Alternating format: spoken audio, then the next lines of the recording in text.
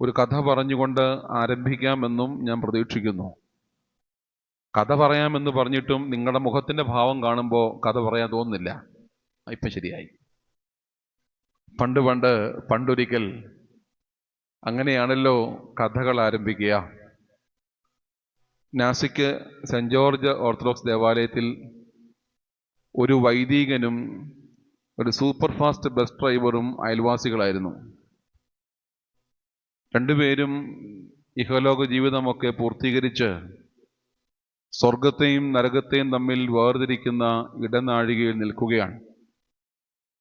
ദൈവം രണ്ടുപേരുടെയും ജീവിതത്തിൻ്റെ കണക്കുകൾ പരിശോധിച്ചിട്ട് ഒരു വിധി പ്രഖ്യാപിച്ചു.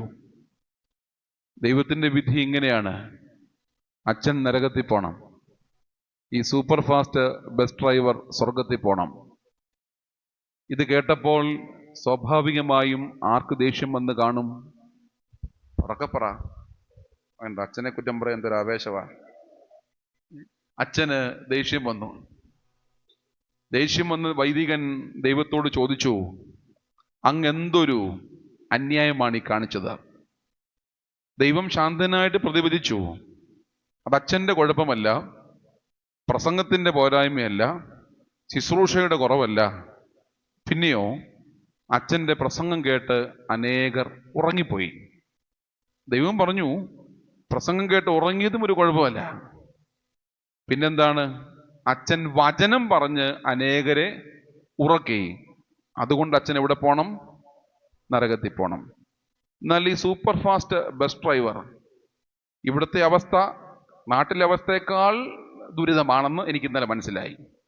കാരണം എയർവേസുകാർ അരമണിക്കൂർ നേരത്തെ എത്തിച്ചെങ്കിലും ഇവിടുത്തെ റോഡിൻ്റെ അവസ്ഥ ഇന്നലെ ഞങ്ങൾ ദുരിതപൂർണമായിട്ട് ഇവിടെ വന്നു ചേർന്നത്. അപ്പോൾ നമുക്കറിയാം, വാഹനം സൂപ്പർ ഫാസ്റ്റ് ആയതുകൊണ്ട് കേരളത്തിലെ റോഡുകളുടെ അവസ്ഥ, ഭാരതത്തിലെ റോഡുകളുടെ അവസ്ഥ, ഒരു കുഴിയിൽ നിന്ന് മറ്റൊരു കുഴിയിലേക്ക് വാഹനം ഓടുക.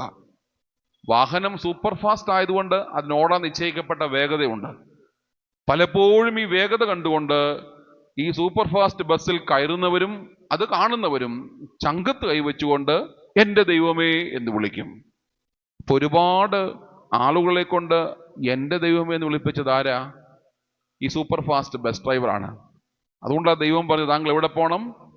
ഇവിടെ പോണം, സ്വർഗത്തിൽ പോണം. കഥ ഇവിടെ തീർന്നു. ഈ കഥ എന്തിനാ പറഞ്ഞേ? ഉറങ്ങാതിരിക്കണം. അത് നിങ്ങളുടെ ആവശ്യമാണ്. എൻ്റെ ആവശ്യം എന്താ? ഇവിടെ പ്രസംഗിച്ചു എന്നുള്ള ഒറ്റ കാരണം കൊണ്ട് ദൈവം എന്നെ നരകത്തിൽ വിടരുത്. നമുക്കറിയാം, മനുഷ്യ ശരീരത്തിൽ ഏറ്റവും ഫ്ലെക്സിബിൾ ആയ ഭാഗമാണ് ഏത്? കഴുത്ത്, അല്ലേ? ഞാനിങ്ങനെ പ്രസംഗിച്ച് പറയും, സഖായി ഇറങ്ങി വരാൻ പറയുമ്പോൾ നിങ്ങൾ പറയും, ഇല്ലടാ എന്ന് പറയരുത്. മനസ്സിലായോ? ഇടയ്ക്കിടയ്ക്ക് മതിയടാ, നിർത്തടാ എന്നുള്ള ഭാവം ഉണ്ടാവാതെ കഥയിൽ നിന്ന് കാര്യത്തിലേക്ക്. എന്നെ കേൾക്കുന്ന പ്രിയപ്പെട്ടവരെ, മനോഹരമായ എന്നാൽ ക്രൈസ്തവർക്കൊക്കെ ഏറെ ഇഷ്ടപ്പെട്ട ഒരു നോമ്പിലേക്കാണ് നമ്മൾ പ്രവേശിക്കുന്നത്. ഏത് നോമ്പാണ്? ഇഷ്ടപ്പെടാൻ കാരണം എന്താണ്? എന്ത് നല്ല മനുഷ്യരായത്! ഇത്രയും നല്ല മനുഷ്യര് മലങ്കര സഭയിൽ എങ്ങുമില്ല. ദ്രുതഗതിയിലെ ഉത്തരം വരുന്നത്, വെടിയുണ്ട വരുന്ന പോലെ ഉത്തരം വരുന്നത്. മനസ്സിലായോ? 3 നോമ്പ്, വളരെ ഷോർട്ട് ടൈമിൽ 3 ദിവസം നോമ്പ് നോക്കാം. പിന്നെ ഇഷ്ടമുള്ള നോമ്പ് ഏതാ? കാനോനികമല്ലെങ്കിലും 8 നോമ്പ്, അല്ലേ? പോട്ടെ. അപ്പൊ 3 നോമ്പിലേക്ക് നമ്മൾ പ്രവേശിക്കാൻ ഒരുങ്ങി. എന്താണ് 3 നോമ്പിന്റെ അർത്ഥമെന്നും യോനാ നബിയുടെ ജീവിത സാക്ഷ്യങ്ങളും ക്രിസ്തുവിന്റെ ദൈവത്തിന്റെ മഹാകാരുണ്യമൊക്കെ വളരെ ഹൃദ്യമായി പ്രതിപാദിക്കുന്ന സംഭവങ്ങൾ നമ്മുടെയൊക്കെ ജീവിതത്തിന്റെ താളുകളിലുണ്ട് എന്ന് എനിക്കറിയാം. എങ്കിലും യോന എന്ന പേരിനെ മാത്രം ഒന്ന് ആമുഖമായി പറഞ്ഞുകൊണ്ട് ഞാൻ പ്രധാന വിഷയത്തിലേക്ക് പ്രവേശിക്കാം.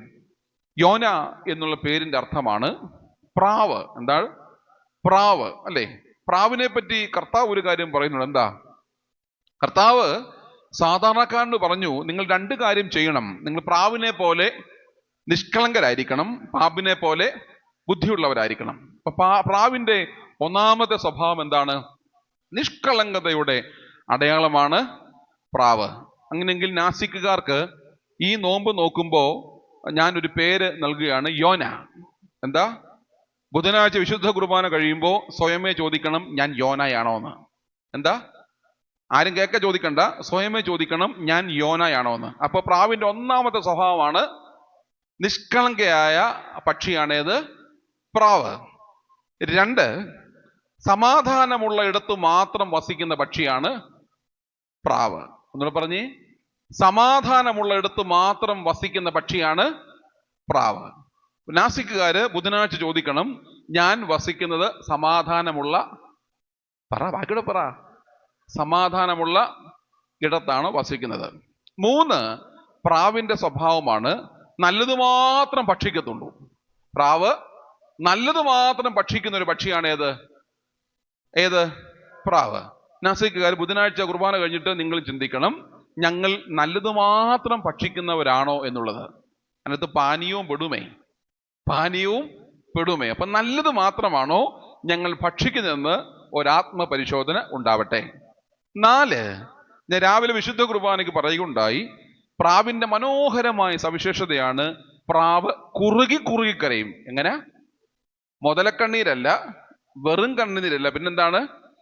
ഹൃദയത്തിന് അതുപോലെ താളം തെറ്റിക്കിടക്കുമ്പോൾ ഇനിയും എങ്ങും ഒരു രക്ഷയില്ല എന്നൊരവസ്ഥയിലേക്ക് നമ്മുടെ മനസ്സിന്റെ ബോധം വരുമ്പോ അറിയാതെ ഉള്ളിൽ നിന്ന് നിർഗമിക്കുന്ന ഒരു വേദനയുടെ ഭാഗമാണ് എന്ത്? ഈ കുറുകി അല്ലേ? ചങ്കു പൊട്ടുന്നു എന്ന് പറയത്തില്ലേ? ചങ്കു തകരുന്നൻ ഉള്ളം നിറയുന്നൻ അറിയാം എടുക്കരാ. അപ്പോ കുറുകി കരയുന്ന പക്ഷിയാണ് പ്രാവ്. അപ്പൊ ഞാൻ 3-4 കാര്യങ്ങൾ പറഞ്ഞു. ഈ യോന നിബിയെ സ്മരിക്കുമ്പോ ഈ നിനുവ നോമ്പിന്റെ ആദ്യ ദിവസത്തെ ആമുഖ ചിന്ത ഇതാണ്: നിഷ്കളങ്കതയുടെ പ്രതീകമാണ്, സമാധാനമുള്ളിടത്ത് വസിക്കുന്ന പക്ഷിയാണ്, നല്ലത് മാത്രം ഭക്ഷിക്കുന്ന പക്ഷിയാണ്, പിന്നെ കുറുകി കരയുന്ന പക്ഷിയാണ്. ഈ 4 ഗുണങ്ങൾ ഒരു മനുഷ്യനിൽ ഉണ്ടായാൽ വാസ്തവത്തിൽ അവൻ്റെ ആത്മീയ ജീവിതം ഒരു പരിധി വരെ ഗുണം പിടിച്ചു എന്നുള്ളത് നാം മനസ്സിലാക്കിക്കൊണ്ട് ചിന്തകളിലേക്ക് പ്രവേശിക്കാം. നമുക്കറിയാം, മുൻകാലങ്ങളെക്കാൾ ദൈവം ഈ കാലഘട്ടത്തിൽ നമ്മളേറെ അനുഗ്രഹിച്ചിട്ടുണ്ട്. ഉണ്ടോ ഇല്ലയോ? ഉത്തരം പറയണം. മുൻകാലങ്ങളെക്കാൾ ഈ കാലഘട്ടത്തിൽ ദൈവം നമ്മളെ ഏറെ അനുഗ്രഹിച്ചിട്ടുണ്ട്. ഉദാഹരണം പറയാം. 1, നമുക്കറിയാം നമ്മുടെ വസ്ത്രധാരണത്തിൽ ഉണ്ടായ വ്യത്യാസം അല്ലേ?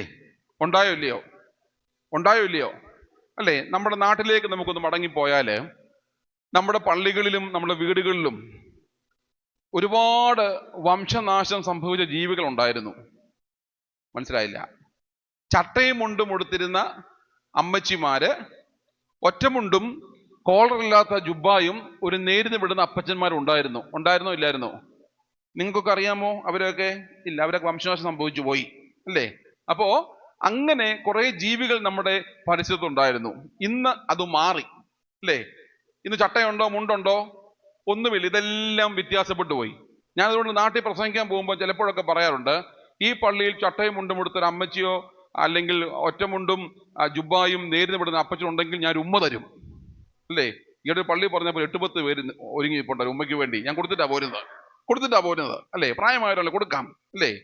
അപ്പോ ഇങ്ങനെ നമ്മുടെ വസ്ത്രത്തിൽ വ്യത്യാസമുണ്ടായി. മനസ്സിലാകുന്നുണ്ടോ? ഇപ്പം നമ്മുടെ വസ്ത്രധാരണം ഏതെല്ലാം നിലയിലാ നിങ്ങൾക്കറിയാം എന്തൊക്കെയാണല്ലേ? പലാസോയും സൽവാർ കമ്മീസും ഒക്കെ പോട്ടെ, വസ്ത്രധാരണത്തിൽ വ്യത്യാസമുണ്ടായി. 2, നമ്മുടെ ഭാഷയിൽ വ്യത്യാസമുണ്ടായി. എന്താ? നമ്മുടെ ഭാഷയിൽ വ്യത്യാസമുണ്ടായി അല്ലേ? നമുക്കറിയാം, പണ്ടൊക്കെ നമ്മൾ സംസാരിക്കുമ്പോൾ ശുദ്ധമായ മലയാളം പറയുമായിരുന്നു. എന്നാൽ ഇന്ന് അല്പം വിദ്യാഭ്യാസം കൂടിയപ്പോഴും ഇടയ്ക്കൊക്കെ വിദേശത്ത് മക്കളൊക്കെ ഓസ്ട്രേലിയയിലോ അമേരിക്കയിലോ ഒക്കെ കൊണ്ടുപോയി വന്നു കഴിയുമ്പോഴത്തേന് ഓക്കെ ഒന്നും അറിയില്ലെങ്കിലും യെസ് അല്ലേ, ഇങ്ങനെ ഒരു ശൈലിയിൽ നമ്മൾ പറയാറുണ്ട് അല്ലേ? നമ്മുടെ സംസാര ശൈലിയിൽ നമുക്ക് വ്യത്യാസം ഉണ്ടായി. ഇനി നമ്മുടെ ആഹാര രീതിയിൽ ഇവിടുത്തെ മുതിർന്നവരൊക്കെ എന്ന് പറഞ്ഞ്, ഒരു കാലത്ത് നമ്മുടെ വീട്ടിൽ നല്ല ചക്കയും നല്ല കപ്പയും വാഴപ്പിണ്ടിയും വാഴക്കൂമ്പും ചെറുപയറും വെളുന്താളും എന്തൊരു സ്വാദാ അല്ലേ? ഇതൊക്കെ നമ്മൾ കഴിച്ചുകൊണ്ടിരുന്ന ഒരു കാലം ഉണ്ടായിരുന്നു. അന്ന് നമുക്ക് രോഗമില്ലായിരുന്നു. അതൊക്കെ മാറി ഇപ്പോ കിൻഡർ ജോയും കുറുകുറും പ്രിങ്കിൾസും മാഗിയും ഒക്കെ വന്നപ്പോ എന്തായി? ഇല്ലേ, ഇതൊക്കെ ഇല്ലേ? കാരണം എൻ്റെ വീട്ടിൽ ചെറുക്കനുള്ളതുകൊണ്ടേ അവന് മേടിക്കും, ഞാനും കഴിക്കും. അതുകൊണ്ട് ഈ പേരൊക്കെ കാണാൻ പഠിച്ച് വെച്ചേക്കുന്നത്. അപ്പോൾ ഇതൊക്കെ നമ്മളിങ്ങനെ കഴിച്ച് നമ്മുടെ ആഹാര രീതിയിൽ വ്യത്യാസമുണ്ടായി അല്ലേ? റെസ്റ്റോറൻറ്റ്സ് ആയി, ഫാസ്റ്റ് ഫുഡ്സ് ആയി, ജങ്ക് ഫുഡ്സ് ആയി, ഇതൊക്കെ കഴിച്ച് നമ്മുടെ ആഹാര രീതിയിൽ നമുക്ക് വ്യത്യാസം ഉണ്ടായി.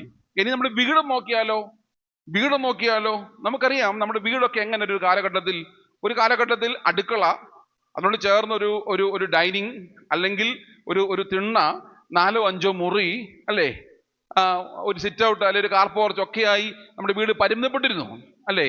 ആ വീടിന്റെ പറമ്പിൽ പരിസരത്ത് ഒരു മൂലക്കാരൻ എന്തുണ്ടായിരുന്നത്? ശൗചാലയം അല്ലേ, ബാത്റൂംസ്. ഇപ്പൊ ഇവിടെ ഉള്ളത്, ഇപ്പം കഴിക്കുന്നതും കിടക്കുന്നതും വിസർജനം ചെയ്യുന്നത് എവിടെ തന്നെയാണ്? ഒറ്റ കോമ്പൗണ്ടിനകത്താ. മനസ്സിലായോ? ഒരു കൂര കീഴിലാണ് എല്ലാം ചെയ്തുകൊണ്ടിരിക്കുന്നത്. ആണോ അല്ലയോ? പറ, അല്ലയോ? ആണു അല്ലേ? അതൊക്കെ ഫാഷന്റെ ഭാഗമായി മാറി. ഇപ്പൊ ഏറ്റവും കൂടുതൽ മനുഷ്യൻ കാശ് മുടക്കുന്ന ടോയ്ലറ്റിന് വേണ്ടിയാ. ശരിയല്ലേ? ലക്ഷങ്ങളുടെയും കോടികളുടെയും ടോയ്ലറ്റ് ഒക്കെ ഉണ്ട്. മനസ്സിലാകുന്നുണ്ടോ? ഈ അടുത്ത കാലത്ത് ഒരു വീട് വാശിക്ക് പോയി, ഞാൻ പേടിച്ചാ നടന്നത്. എന്റെ പള്ളിക്കാരൻ്റെയാ. കാരണം തെന്നി വീഴുമെന്ന്. കാരണം വീട് മുഴുവൻ വലിയ ഖനത്തിലുള്ള ഗ്ലാസ് ഇട്ടേക്കുക. മനസ്സിലായോ? അതിന്റെ അടിയിൽ മാർബിളല്ല, ഗ്ലാസ്. അതിന്റെ അടിയിൽ ഇടയ്ക്കിടയ്ക്ക് പോണ്ട് പോലെ ഉണ്ടാക്കി അവിടെ മത്സ്യങ്ങളുണ്ട്. അപ്പൊ നമ്മൾ നടന്നു പോകുമ്പോൾ പെട്ടെന്ന് തിരിച്ച് പുറകോട്ട് പോകും. മനസ്സിലാകുന്നുണ്ടോ? അപ്പൊ ഇങ്ങനെ കോടാനുകോടികൾ മുടക്കി അമ്പരചുംബികളായ കെട്ടിടങ്ങൾ നിർമ്മിക്കുമ്പോ മനുഷ്യന്റെ ഗതികേട് ശൗചാലയം എവിടാ? പറ. അപ്പോൾ വീടിന്റെ അകത്ത് തന്നെയാ. അപ്പോൾ നമ്മുടെ വീടിന്റെ സ്ട്രക്ചറിൽ ഒരുപാട് വ്യത്യാസങ്ങൾ സംഭവിച്ചു കഴിഞ്ഞു. ഇനി സാമ്പത്തികമോ പണ്ട് കാലങ്ങളിൽ അന്നന്നത്തോളം വേണ്ടത് നമ്മൾ അതല്ലേ പ്രാർത്ഥിക്കുന്ന എല്ലാ ദിവസവും? എന്തോന്നാ? ഞങ്ങൾക്ക് ആവശ്യമുള്ള ആഹാരമല്ല, പപ്പയല്ല, അപ്പം. അപ്പം വല്ലഹുമോ. മൂലഭാഷയിൽ എന്താ പറയുന്നത്? വല്ലഹുമോ. അപ്പം, ഞങ്ങൾക്ക് ആവശ്യമുള്ള അപ്പം തരണം അല്ലേ? ഇന്ന് ആവശ്യമുള്ള അപ്പമാണ് ഉണ്ടാക്കി വെക്കുന്നത്. ആന്റിയാണ് ഒരാഴ്ച ഉണ്ടാക്കി വെച്ചിട്ട് വന്നേക്കുന്നത് അല്ലേ? കാരണം എന്താ? തമാശയാണേ. കാരണം എന്താ? എടുക്കുക, മോർച്ചറി വീട്ടിലുണ്ടല്ലോ. ആരാ? ഫ്രിഡ്ജൊന്നുമല്ല, മോർച്ചറി അത്. കാരണം എന്താ? കേടുകൂടാതെ സൂക്ഷിക്കുന്ന സാധനങ്ങൾ പോലെ പറയുന്ന പേരെന്താണ്? ഫ്രിഡ്ജ് എന്നല്ല, മോർച്ചറി എന്നാ പറയുന്നത്. മനസ്സിലാകുന്നുണ്ടോ? മോർച്ചറി വീട്ടിലുള്ളതുകൊണ്ട് ഒരാഴ്ചത്തേനുള്ള ആഹാരം നമുക്ക് ആവശ്യത്തിന് മതി അല്ലേ? പണ്ട് മന്ന തമ്പുരാൻ പൊഴിച്ചായിരുന്നു അല്ലേ? മന്ന പൊഴിച്ചപ്പോൾ തമ്പുരാൻ എന്താ പറഞ്ഞത്? നിങ്ങൾക്ക് ഇന്ന് വേണ്ടി മാത്രം കരുതി വെച്ചാൽ മതി, നാളത്തേന്. പക്ഷെ തമ്പുരാനെ തോപ്പിച്ച മനുഷ്യനെ കണ്ടുപിടുത്തം എന്ത്? പറ. തമ്പുരാനെ മനുഷ്യൻ തോപ്പിച്ച കണ്ടുപിടുത്തമായത് ഈ മോർച്ചറി, ഫ്രിഡ്ജ് എന്ന് പറയുന്നത്. മനസ്സിലാകുന്നുണ്ടോ? കർത്താവ് പറഞ്ഞു ഇന്ന് മാത്രം കഴിച്ചാൽ മതി. നമ്മൾ എന്ത് ചെയ്തു? ഒരാഴ്ചയോ, ഒരു മാസമോ, ഒരു വർഷമോ വേണമെങ്കിൽ. മിണ്ടുന്നില്ലല്ലോ. ഞാൻ ഈയിടെ വീട്ടിൽ പോയിട്ട് ചക്ക ഇല്ലാത്ത സമയമാ. അപ്പൊ നല്ല ചക്ക വേവിച്ചത് കഴിച്ചു. നല്ല സുഭിക്ഷമായിട്ട് കഴിച്ചു. ഞാനും കഴിച്ചു. ചക്കയും നല്ല മീൻകറിയും. എന്താ കഴിച്ചത്? ചക്കയും.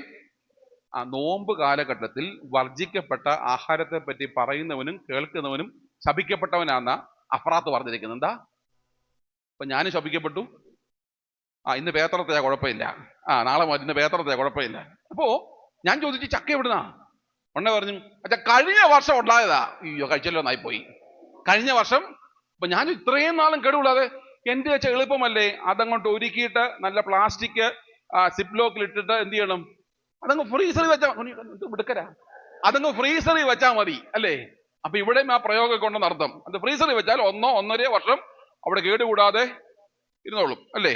അപ്പോ നമ്മുടെ സമ്പ്രദായങ്ങളൊക്കെ വ്യത്യാസം വന്നു. മുൻകാലങ്ങളെക്കാൾ നമ്മുടെ സാമ്പത്തികത്തിൽ മാറ്റം ഉണ്ടായി. ഉണ്ടോ ഇല്ലയോ? നിങ്ങളുടെ നാസിക്കിൽ വന്ന മുതിർന്നവന്റെ വന്നപ്പോ എന്തൊരു പ്രയാസമായിരുന്നല്ലേ? പറ. ഇപ്പൊ 2 ഫ്ലാറ്റ്, 2 വില്ല, ബാങ്ക് ബാലൻസ് ഇല്ലയോ? മുണ്ടത്തില്ല. തമ്പുരാൻ തന്നാലും മുണ്ടത്തില്ല അല്ലേ? മുൻകാലങ്ങളെക്കാൾ ദൈവം നമ്മളെ ഏറെ അനുഗ്രഹിച്ചിട്ടുണ്ട് എന്നുള്ളതിന്റെ പ്രത്യക്ഷമായ അടയാളങ്ങളാണ് ഈ കാണുന്നതെല്ലാം. പക്ഷേ ഇത്രയൊക്കെ ദൈവം നമ്മളെ അനുഗ്രഹിച്ചിട്ടും നമ്മുടെ ആത്യന്തികമായ പ്രശ്നം എന്താണെന്ന് ചോദിച്ചാൽ നമുക്കാർക്കും നല്ലതുപോലെ ജീവിക്കാൻ അറിയത്തില്ല അല്ലേ? കഴിഞ്ഞ ദിവസം പാലക്കാട്ട് ഏതോ ഒരു ആള് പറഞ്ഞു, നിന്റെ ജീവിതത്തിൽ തടസ്സങ്ങളൊക്കെ വരുന്നു, അതിന് മുടി വളർത്തിയ ഒരു സ്ത്രീയാണ് കാരണം. വായിച്ചായിരുന്നു അല്ലേ? ആ സ്ത്രീയാണ് കാരണം ആ സ്ത്രീയെയും കൊന്നു, അവരുടെ ഭർത്താവിനെയും കൊന്നു അല്ലേ? എന്തൊരു കാഴ്ചയാ! ഒരു പട്ടാളക്കാരൻ അയാളുടെ ഭാര്യയെ കുക്കറിൽ മുറിച്ച് പുഴുങ്ങി, കഷ്ണിച്ച് പുഴുങ്ങിയിട്ട് അത് പാടത്തെറിഞ്ഞു കളഞ്ഞു. എന്തൊരു ക്രൂരമായ കാഴ്ചയാ നമ്മുടെ പരിസരങ്ങൾ നടക്കുന്നത് അല്ലേ? അപ്പോ ഇത്രയൊക്കെ സാധ്യതകളും സാഹചര്യങ്ങളും ദൈവം നമുക്ക് തന്നു എന്ന് പൂർണ്ണമായി ബോധ്യമുണ്ടായിട്ടും നമ്മുടെ പ്രശ്നം എന്താണെന്ന് ചോദിച്ചാൽ നമുക്ക് നല്ലതുപോലെ ജീവിക്കാൻ അറിയത്തില്ല അല്ലേ? ഇനി നല്ലതായിട്ട് ജീവിക്കാൻ എന്തു ചെയ്യണമെന്ന് മാത്രം കുറച്ച് കാര്യങ്ങൾ, യൂട്യൂബിലൊക്കെ പ്രസംഗങ്ങളൊക്കെ ഉണ്ട്, നിങ്ങൾ കേട്ട് കാണുമായിരിക്കും, എങ്കിൽ ഞാനങ്ങ് പറയാം.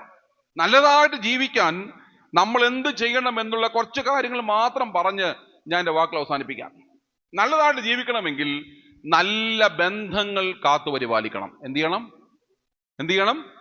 നല്ല ബന്ധങ്ങൾ കാത്തുപരിപാലിക്കണം. വിശുദ്ധമായ ബന്ധങ്ങൾ ഉണ്ട് എങ്കിൽ ദൈവം നമ്മെ അനുഗ്രഹിച്ചതിന് അർത്ഥമുണ്ട് പ്രിയപ്പെട്ടവരെ, അല്ലേ? നമുക്കറിയാം, നമ്മളൊക്കെ ഈ ബന്ധങ്ങളെ പറ്റി പറയുന്നവരാ, ആണോ അല്ലയോ? അല്ലേ? പ്രധാനമായിട്ട് ബന്ധങ്ങളെ പറ്റി പറയുമ്പോ എൻ്റെ അപ്പൻ, എൻ്റെ അമ്മ, എൻ്റെ ഭാര്യ, അവിടെ നിൽക്കട്ടെ, എൻ്റെ മോൻ, എൻ്റെ മോൾ, എൻ്റെ കൊച്ചപ്പൻ, ചിറ്റപ്പൻ, പേരപ്പൻ, ഉപ്പാപ്പൻ എന്ന് പറയാറുണ്ടല്ലേ? അപ്പൊ എൻ്റെ ചേർത്ത് പറയുമ്പോ അതിന്റെ അടിസ്ഥാനപരമായ വികാരം എന്താ?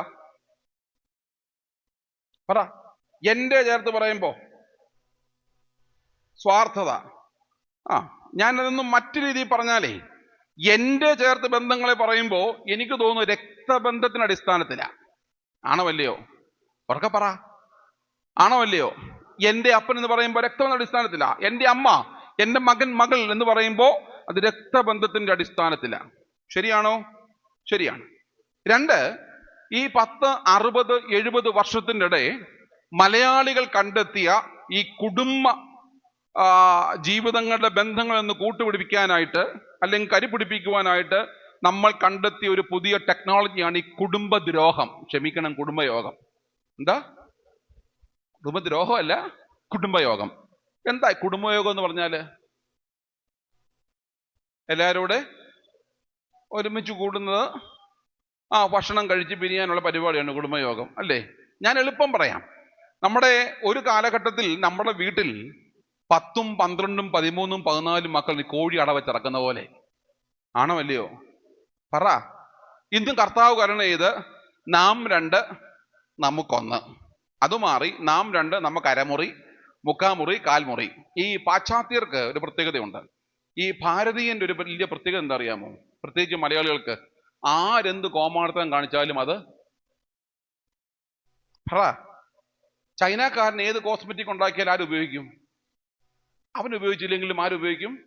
നിങ്ങളെപ്പറ്റി അല്ലേ? ആരുപയോഗിക്കും? മലയാളി ഉപയോഗിക്കും. എല്ലാ അനുകരണങ്ങളുടെ ആകത്തുകയാണ് ആര്? മലയാളി. സത്യമാ അല്ലേ? ഈ പാശ്ചാത്യർക്ക് 2 സിസ്റ്റം ഉണ്ട്. കൊഹാബിറ്റേഷൻ പറയും. എന്ന് പറഞ്ഞാൽ ഭാര്യയും ഭർത്താവിനെയും പോലെ ജീവിക്കാം, 2 പേർക്ക് പൂർണ്ണമായ ബോധ്യമുണ്ടായാൽ മക്കളുണ്ടാവാം. മനസ്സിലാവുന്നുണ്ടോ? 2, ഈ പാശ്ചാത്യന്റെ സിസ്റ്റമാണ് DINK, double income no kids. Double income no kids. 2 പേർക്കും ഭാര്യയും ഭർത്താവിനെ പോലെ ജീവിക്കുന്നു, വരുമാനം മതി, പിന്നെന്ത് വേണ്ട? മക്കൾ വേണ്ട. മനസ്സിലാകുന്നുണ്ടോ? അപ്പോ അതൊക്കെ കണ്ടുപിടിച്ച് ഏതായാലും ഓർത്തഡോക്സ് സഭയിൽ ഒരു പ്രഖ്യാപനം നടത്താൻ വലിയ കാര്യമായി. കത്തോലിക്ക സഭ ഒരു പ്രഖ്യാപനം നടത്തി. എന്താ അറിയാമോ? 3 മക്കളിൽ കൂടുതൽ ഉണ്ടാവുകയാണെങ്കിൽ ഉണ്ടാകുന്ന 4ാമത്തെ കുഞ്ഞിനോ 5ാമത്തെ കുഞ്ഞിനോ 6ാമത്തെ കുഞ്ഞിന്റെ പഠനവും വിദ്യാഭ്യാസവും മുഴുവൻ ആരേറ്റെടുക്കും? സഭ ഏറ്റെടുക്കും അല്ലേ? ഞാൻ പറയാം, പരിശുദ്ധ ബാബാതിരുമേൽ നിങ്ങൾ പ്രഖ്യാപിക്കാൻ പറയാം. കാരണം എന്താ? വെറും ന്യൂനപക്ഷമായിക്കൊണ്ടിരിക്കുക. കാരണം എന്താ? ചില വീട്ടിൽ ആരില്ല, പിള്ളേരില്ല. മനസ്സിലാകുന്നുണ്ടോ? ഒരു കാലഘട്ടത്തിൽ ഒരു വീട്ടിൽ 10, 12, 13 മക്കളുണ്ടായിരുന്നു. അത് മാറി ഇന്ന് 1, 1.5 മുറിയായി എന്ന് പറഞ്ഞു വന്നാൽ കുടുംബയോഗം എന്തിനാണെന്ന് കൂടുന്നു ചോദിച്ചാൽ, ഞാൻ എൻ്റെ മകന്റെ കൂടെ പോകുമ്പോ എൻ്റെ മോന് പറയും, മോനെ, ആ ഇരിക്കുന്ന മോന്റെ വല്യപ്പച്ചനാ, വീട്ടിലില്ല, പുറത്താ അപ്പച്ചൻ. ആയിരിക്കുന്ന വല്യമ്മച്ചിയാ, അതിന്റെ കൊച്ചപ്പനാ, ഉപ്പാപ്പനാന്ന് പറഞ്ഞു പഠിപ്പിക്കേണ്ടുന്ന ഗതികേടിന്റെ പേരാണെന്ത്? എന്നോട് പറ അല്ലേ? ബന്ധങ്ങൾ പറഞ്ഞു പഠിപ്പിച്ചു കൊടുക്കേണ്ടുന്ന ഗതികേടിന്റെ പേരാണ് കുടുംബദ്രോഹം എന്ന് ഞാൻ പറഞ്ഞത്, കുടുംബയോഗം എന്നുള്ളത്. സമ്മതിക്കുന്നു. ഇങ്ങനെ ഇവിടെ നിൽക്കുമ്പോ എനിക്ക് ആഗ്രഹം എന്താണെന്ന് അറിയാമോ? ഇന്ന് ഒരു 9 മണി വരെ 8:30 വരെ ഒന്ന് പ്രസംഗിക്കണം, നാളെ പ്രസംഗിക്കണം, വ്യാഴാഴ്ച മടങ്ങി എവിടെ പോകണം? തിരിച്ചു വീട്ടിൽ പോകണം അല്ലേ? തിരിച്ചു വീട്ടിൽ പോകണം, പോണ്ടേ? പൊക്കോളാന് ഇപ്പോഴേ മടുപ്പായെന്ന് തോന്നുന്നു. പോണം അല്ലേ? അപ്പോ ഈ ചില പള്ളികളിലൊക്കെ ചെല്ലുമ്പോ, കൺവെൻഷനൊക്കെ ചെല്ലുമ്പോൾ, അച്ഛന്മാരെ കൺവെൻഷൻ വന്നവരാ, അവിടുത്തെ അച്ഛന്മാർ ഈ സ്നേഹം അങ്ങോട്ട് കൂടുമ്പോ, രാജേഷ് അച്ഛനെ പോലെ സ്നേഹം അങ്ങോട്ട് കൂടുമ്പോ പള്ളിയിലെ സാഹചര്യങ്ങളൊക്കെ പോരാതെ വരാം. അപ്പൊ എന്ത് ചെയ്യുന്നറിയാമോ? ചില വീടുകളിൽ കൊണ്ട് ഭക്ഷണം തരും.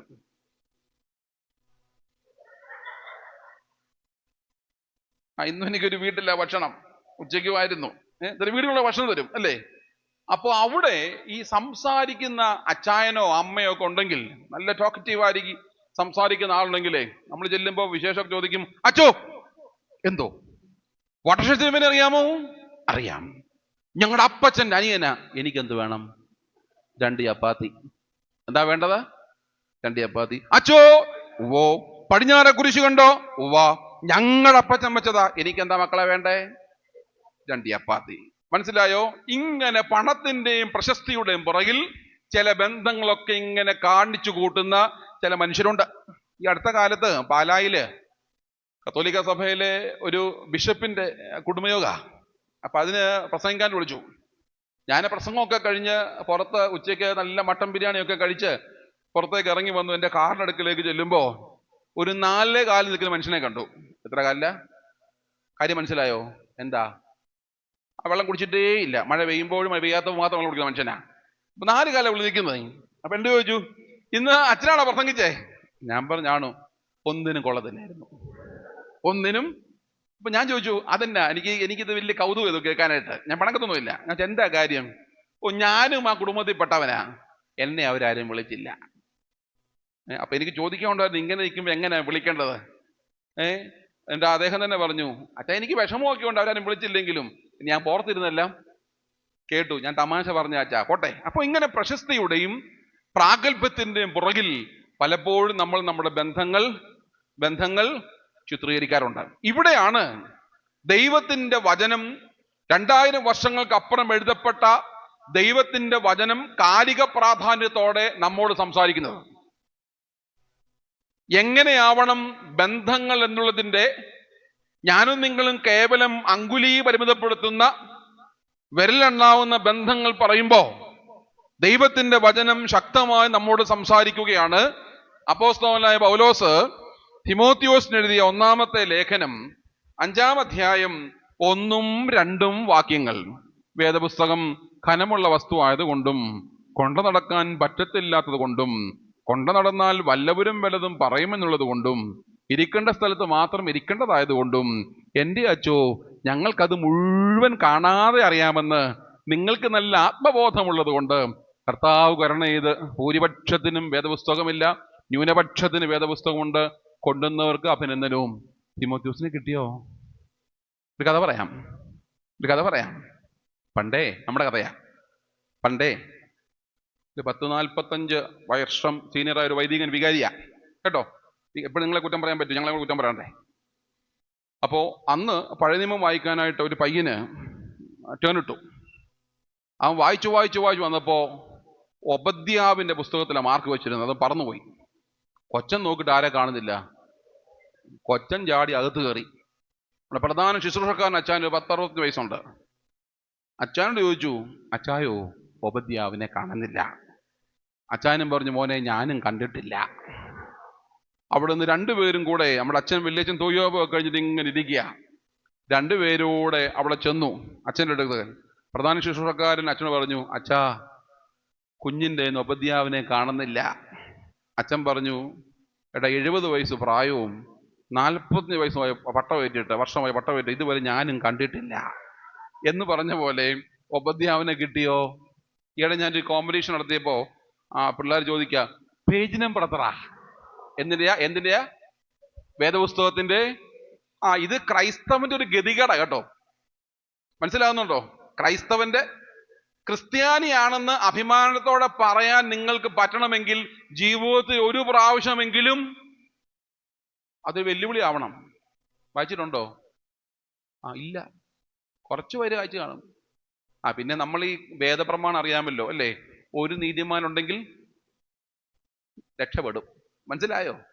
നീതിമാന്റെ ദുഷ്ടന്റെ മേലെ പറ, മഴയും പെയ്യിക്കും, വെയിലും ഉദിപ്പിക്കും. ഒരാളെ ഉണ്ടായാൽ മതി അല്ലേ? നീതിമാൻ നോമ്പതാ പറഞ്ഞത് അല്ലേ? യോന ചോദിക്കുന്നുണ്ട്, ഒരു ആൾ 5 പേരോ 10 പേരോ ഒരാളെങ്കിലും ഉണ്ടെങ്കിലോ രക്ഷപ്പെടും അല്ലേ? നമുക്ക് നമ്മുടെ നീതിമാന്മാർ ഒത്തിരി ഉണ്ട്, പോട്ടെ. അപ്പോ ദൈവത്തിന്റെ വചനം കാലിക പ്രാധാന്യത്തോടെ സംസാരിക്കുന്നു ബന്ധങ്ങളെ പറ്റി മനോഹരമായ തലങ്ങളിൽ.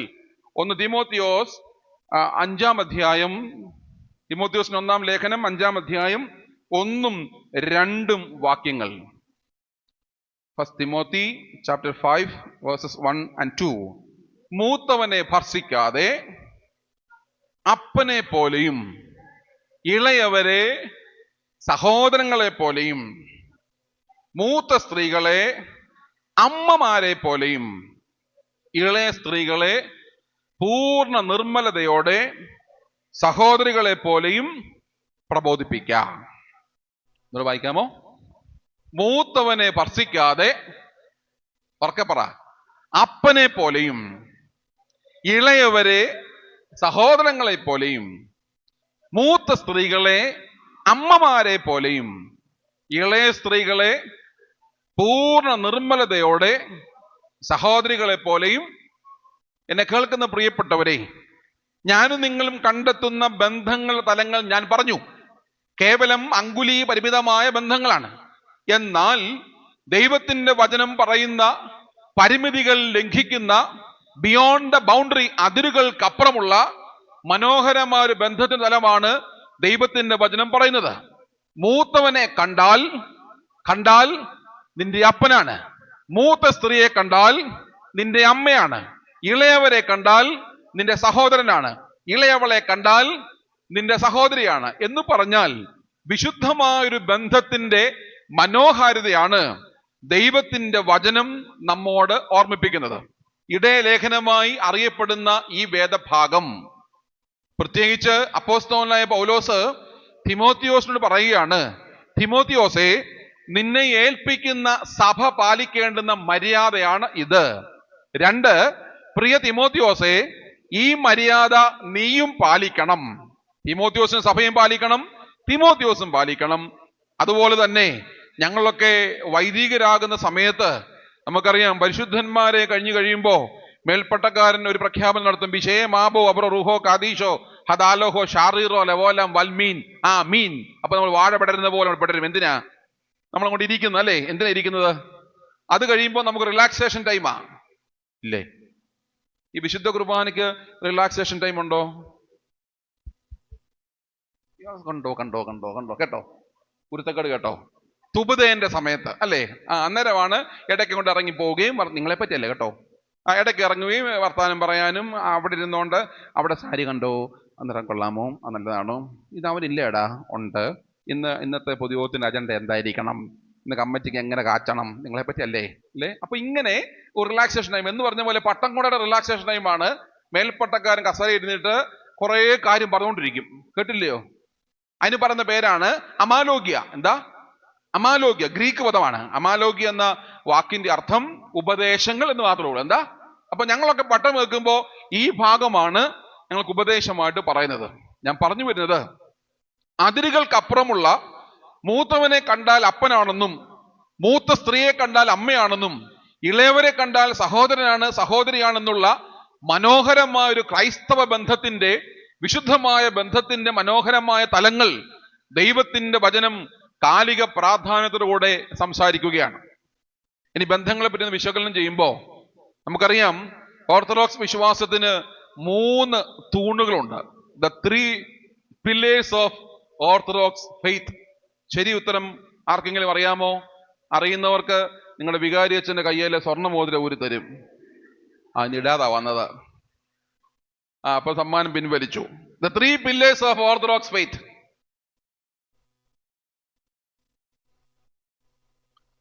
ഞാൻ പെട്ടെന്ന് പറയാം, 2000 വർഷത്തെ പാരമ്പര്യം ഉള്ളതുകൊണ്ട് മറന്നുപോയതായിരിക്കും കേട്ടോ. 1, പിതാവും പുത്രനും പരിശുദ്ധ റൂഹായുമായ ത്രിയേക ദൈവത്തിലുള്ള വിശ്വാസം, കാണാ പഠിച്ചോണം.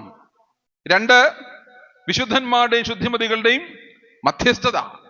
3, വാങ്ങിപ്പോർക്ക് വേണ്ടിയുള്ള പ്രാർത്ഥന. The 3 pillars of orthodox faith. ഒന്ന്, പിതൃപുത്ര പരിശുദ്ധാത്മാവ ദൈവത്തിലുള്ള വിശ്വാസം. രണ്ട്, വിശുദ്ധന്മാരുടെ ശുദ്ധിമതികളുടെ മധ്യസ്ഥത. മൂന്ന്, വാങ്ങിപ്പോർക്ക് വേണ്ടിയുള്ള പ്രാർത്ഥന. എന്റെ ചോദ്യം ഇതാണ്, പിതാവും പുത്രനും പരിശുദ്ധ റൂഹായുമായ ത്രിയേക ദൈവം എങ്ങനെയാണ് ബന്ധങ്ങളിൽ ബന്ധപ്പെട്ടിരിക്കുന്നത്?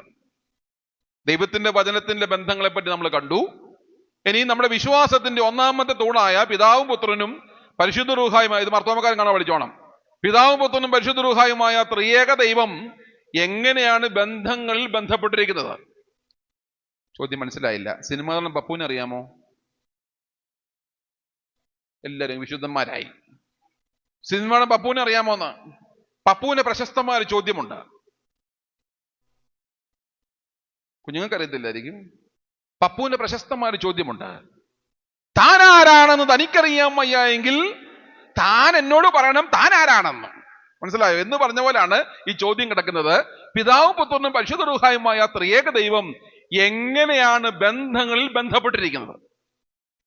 നമുക്കറിയാം, ഇപ്പൊ നമസ്കാരമൊക്കെ നടക്കുമ്പോഴേ പാട്ടിന്റെ ഒക്കെ ഇടയ്ക്ക് ഒരു ബ്രേക്ക് പിടിക്കും. ആ ബ്രേക്കിന്റെ പേരാണ് ബാറക്കുമോർ. എന്താ? ബാറക്കുമോർ. ഈ ബാറക്കുമോർ എന്ന ബ്രേക്ക് പിടിച്ചു കഴിയുമ്പോ അച്ഛൻ എന്ത് ചെയ്യും?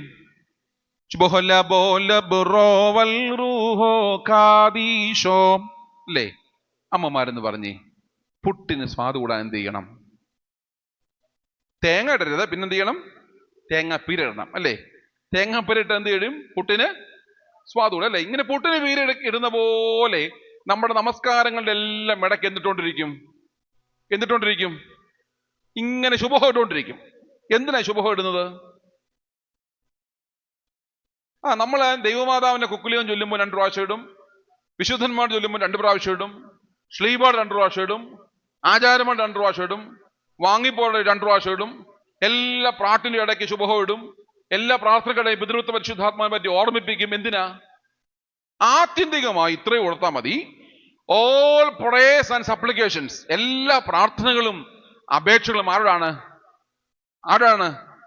പിതാവിനോടും പുത്രനോടും പരിശുദ്ധ റൂഹാടും കൂടെയാണ്. മനസ്സിലായോ? വേറെ ആരുടെ? ദൈവമാതാവിനോടോ വിശുദ്ധനോടൊന്നും അല്ല. പിന്നെ ആരാണ്? ത്രിയേക ദൈവത്തോടാണ്. അതുകൊണ്ടാണ് ഇടയ്ക്കിടയ്ക്ക് ഓർമ്മപ്പെടുത്തുവാനായിട്ടാണ് ഈ ശുഭഹോ ഇങ്ങനെ ഇട്ടുകൊണ്ടിരിക്കുന്നത്. മനസ്സിലാകുന്നുണ്ടോ? പോട്ടെ. അപ്പോ നമുക്കറിയാം, ഈ പിതാവിനെയും പുത്രനെയും പരിശുദ്ധ റൂഹായെയും പറ്റി ഏറ്റവും കൂടുതൽ പറയുന്ന ഞായറാഴ്ച ഏതാ? പിതാവിനെയും പുത്രനെയും പരിശുദ്ധ റൂഹായെയും പറ്റി ഏറ്റവും കൂടുതൽ പറയുന്ന ഞായറാഴ്ച പെന്തക്കോസ്തി പെരുന്നാൾ. അല്ലേ? ഇത്രയും വർഷമായിട്ട് നിങ്ങൾക്ക് എന്തെങ്കിലും മനസ്സിലായിട്ടുണ്ടോ? എന്നോട് ഉത്തരം പറയുമ്പോൾ സൂക്ഷിച്ചു പറയണം കേട്ടോ. ഇത്രയും വർഷമായിട്ട് ഈ പെന്തക്കോസ്തി പെരുന്നാൾ കൂടിയിട്ട് വല്ലതും മനസ്സിലായിട്ടുണ്ട്? പിന്നെ ആകെ മനസ്സിലാകുന്നത് പെസഹ വ്യാഴാഴ്ച തീരാറാകുമ്പോൾ നമുക്കൊരു പ്രതീക്ഷ ഉണ്ട്. എന്താ? ഇപ്പം പിന്നെ ഇവിടെയൊക്കെ സന്ധിക്കാണ്. നമ്മുടെയൊക്കെ നാട്ടിൽ വെളുപ്പാങ്കാലത്ത് ഇപ്പം സന്ധിയായി തുടങ്ങി. അല്ലേ? വെളുപ്പാങ്കാലത്ത് ഊമം കുത്തിയ പോലെ ഇരുന്ന് തൂങ്ങിയിരിക്കുമ്പോൾ ഒരു പ്രതീക്ഷ സമയം എപ്പോഴാണ് അറിയാവോ? രഹസ്യം കൽപ്പീശൻ. ഇത് പാടുമ്പോ എന്തായി? തീരാറായി അപ്രതീക്ഷയാ എന്ന് പറഞ്ഞ പോലെ ഈ 1.5 മണിക്കൂർ ദൈർഘ്യമുള്ള പെന്തക്കോസ്തി പെരുന്നാൾ ശുശ്രൂഷക്കിടെ നമുക്ക് വല്ല മനസ്സിലാകോ? പിന്നെ ഒരു പ്രതീക്ഷയുണ്ട്. എന്താ? ഇടയ്ക്കിടയ്ക്ക് അച്ഛനെ 1-ാം ഭാഗം കഴിയാതെ വന്ന് ഉറങ്ങുവാനോടി ഇച്ചിരി വെള്ളം കുടഞ്ഞിട്ട് പോകുമ്പോ നമുക്കൊന്ന് മനസ്സിലാവും 1-ാം ഭാഗം തീരാറായി. അല്ലേ? അപ്പൊ അങ്ങനെ പ്രതീക്ഷയുള്ളത്. അല്ലേ? അപ്പൊ ഈ 3 പേരെയും പറ്റി ഏറ്റവും കൂടുതൽ പറയുന്ന ഞായറാഴ്ച ഏതാ? പെന്തക്കോസ്തി പെരുന്നാളാണ്. എന്താ ഈ 3 ക്രമത്തിൽ ചൊല്ലിക്കൊണ്ടിരിക്കുന്നത്? തന്നെയും പിന്നെയും ഒരേ കാര്യം ചൊല്ലിക്കൊണ്ടിരിക്കുന്നത്. അല്ലേ? ഒന്നിങ്ങനെയാണ് ചൊല്ലുന്നത്: പിതാവും പുത്രനും പരിശുദ്ധ റൂഹായുമായ ത്രിയേക ദൈവമല്ലാതെ ദൈവമില്ല. 2, പിതാവില്ലാതെ പുത്രനില്ല, റൂഹായില്ല. 3, പുത്രനില്ലാതെ പിതാവില്ല, റൂഹായില്ല. 4, റൂഹായില്ലാതെ പിതാവില്ല, പുത്രനില്ല. 5, 3 പേരും 3 പക്ഷെ 3 പേരും ഒന്നാണ്. 3 പേരും 3 പക്ഷെ 3 പേരും ഒന്നാണ്. 6-ാമത് പറയും, പരിശുദ്ധ റൂഹ ഇപ്പോൾ നമ്മെ നടത്തിക്കൊണ്ടിരിക്കുന്നു. ആണോ അല്ലയോ? ഇത് തന്നെയാണ് തന്നെ പിന്നെയും പറയുന്നത്. അല്ലേ? എന്ന് പറഞ്ഞാൽ ഇതിന്റെ അർത്ഥം എന്താണെന്ന് ചോദിച്ചാൽ, ലോകത്ത് ഒരു ശക്തിക്കോ ഒരു കാലത്തിനോ ഒരു പ്രത്യയശാസ്ത്രത്തിനോ പിതാവും പുത്രനും പരിശുദ്ധ റൂഹായും എന്ന ആ ബന്ധത്തെ ബ്രേക്ക് ചെയ്യാൻ കഴിയില്ല. ഈ കപ്പുതോക്കിൻ പിതാക്കന്മാരെ പറ്റി കേട്ടിട്ടുണ്ടോ? Chalcedon fathers. വല്യപ്പച്ചന്റെ പേര് വെച്ച് അറിയാൻ വയ്യ, പിന്നെ കപ്പദോക്യം പിതാക്കന്മാര്. ഗ്രിഗോറിയോസ് ബസേലിയോസ് പിതാക്കന്മാരല്ലേ അല്ലേ? ആ പിതാക്കന്മാരുടെ കാലത്ത് ഏറ്റവും കൂടുതൽ ത്രിയേക ദൈവത്തെ പറ്റി വ്യാഖ്യാനിച്ചത് ബസേലിയോസ് ഗ്രിഗോറിയോസ് പിതാക്കന്മാരാണ്. അവർ പല പ്രസംഗങ്ങൾ നടത്തിയിട്ട് ആർക്കൊന്നും മനസ്സിലാകുന്നില്ല. ഞാൻ ഇങ്ങനെ പ്രസംഗം, നിങ്ങൾക്ക് വല്ല മനസ്സിലാകുന്നുണ്ടോ? മനസ്സിലാകും. അതുപോലെ അവർ പ്രസംഗിച്ചത് മനസ്സിലാകുന്നുണ്ടോ? അപ്പോ ഈ പിതാക്കന്മാർ എന്ത് അറിയാമോ? സ്പീഡ് കുറയ്ക്കണോ? എന്റെ സ്പീഡ് കൂടുതലാണ് കേട്ടോ, കാരണം 8:30 തീർക്കണോ വികാരി പറഞ്ഞേക്കുന്നത്. എന്നാ സമയം കൂടുതൽ എടുക്കുവേ. അപ്പോ ഈ ത്രിയേക ദൈവത്തെ പറ്റി ഒരുപാട് പ്രസംഗിച്ചിട്ടും ആർക്കും ഒന്നും മനസ്സിലാകുന്നില്ല. അപ്പൊ അവസാനം ഈ പിതാക്കന്മാർ എന്ത് ചെയ്യുന്നറിയാമോ? ഈ ത്രിയേക ദൈവത്തെ ഒന്ന് സിംപ്ലിഫൈ ചെയ്തു.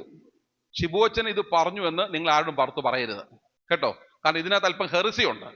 പക്ഷേ സാധാരണക്കാരന് മനസ്സിലാകുവാനായിട്ട് പിതാക്കന്മാർ ഇങ്ങനെ വ്യാഖ്യാനിച്ചു: പിതാവാം ദൈവത്തിന്റെ സ്ഥാനത്താണ് ഒരു വീട്ടിലെ അപ്പൻ, പുത്രനാം ദൈവത്തിന്റെ സ്ഥാനത്താണ് ഒരു വീട്ടിലെ അമ്മ, റൂഹായാകും ദൈവത്തിന്റെ സ്ഥാനത്താണ് ഒരു വീട്ടിലെ മക്കൾ.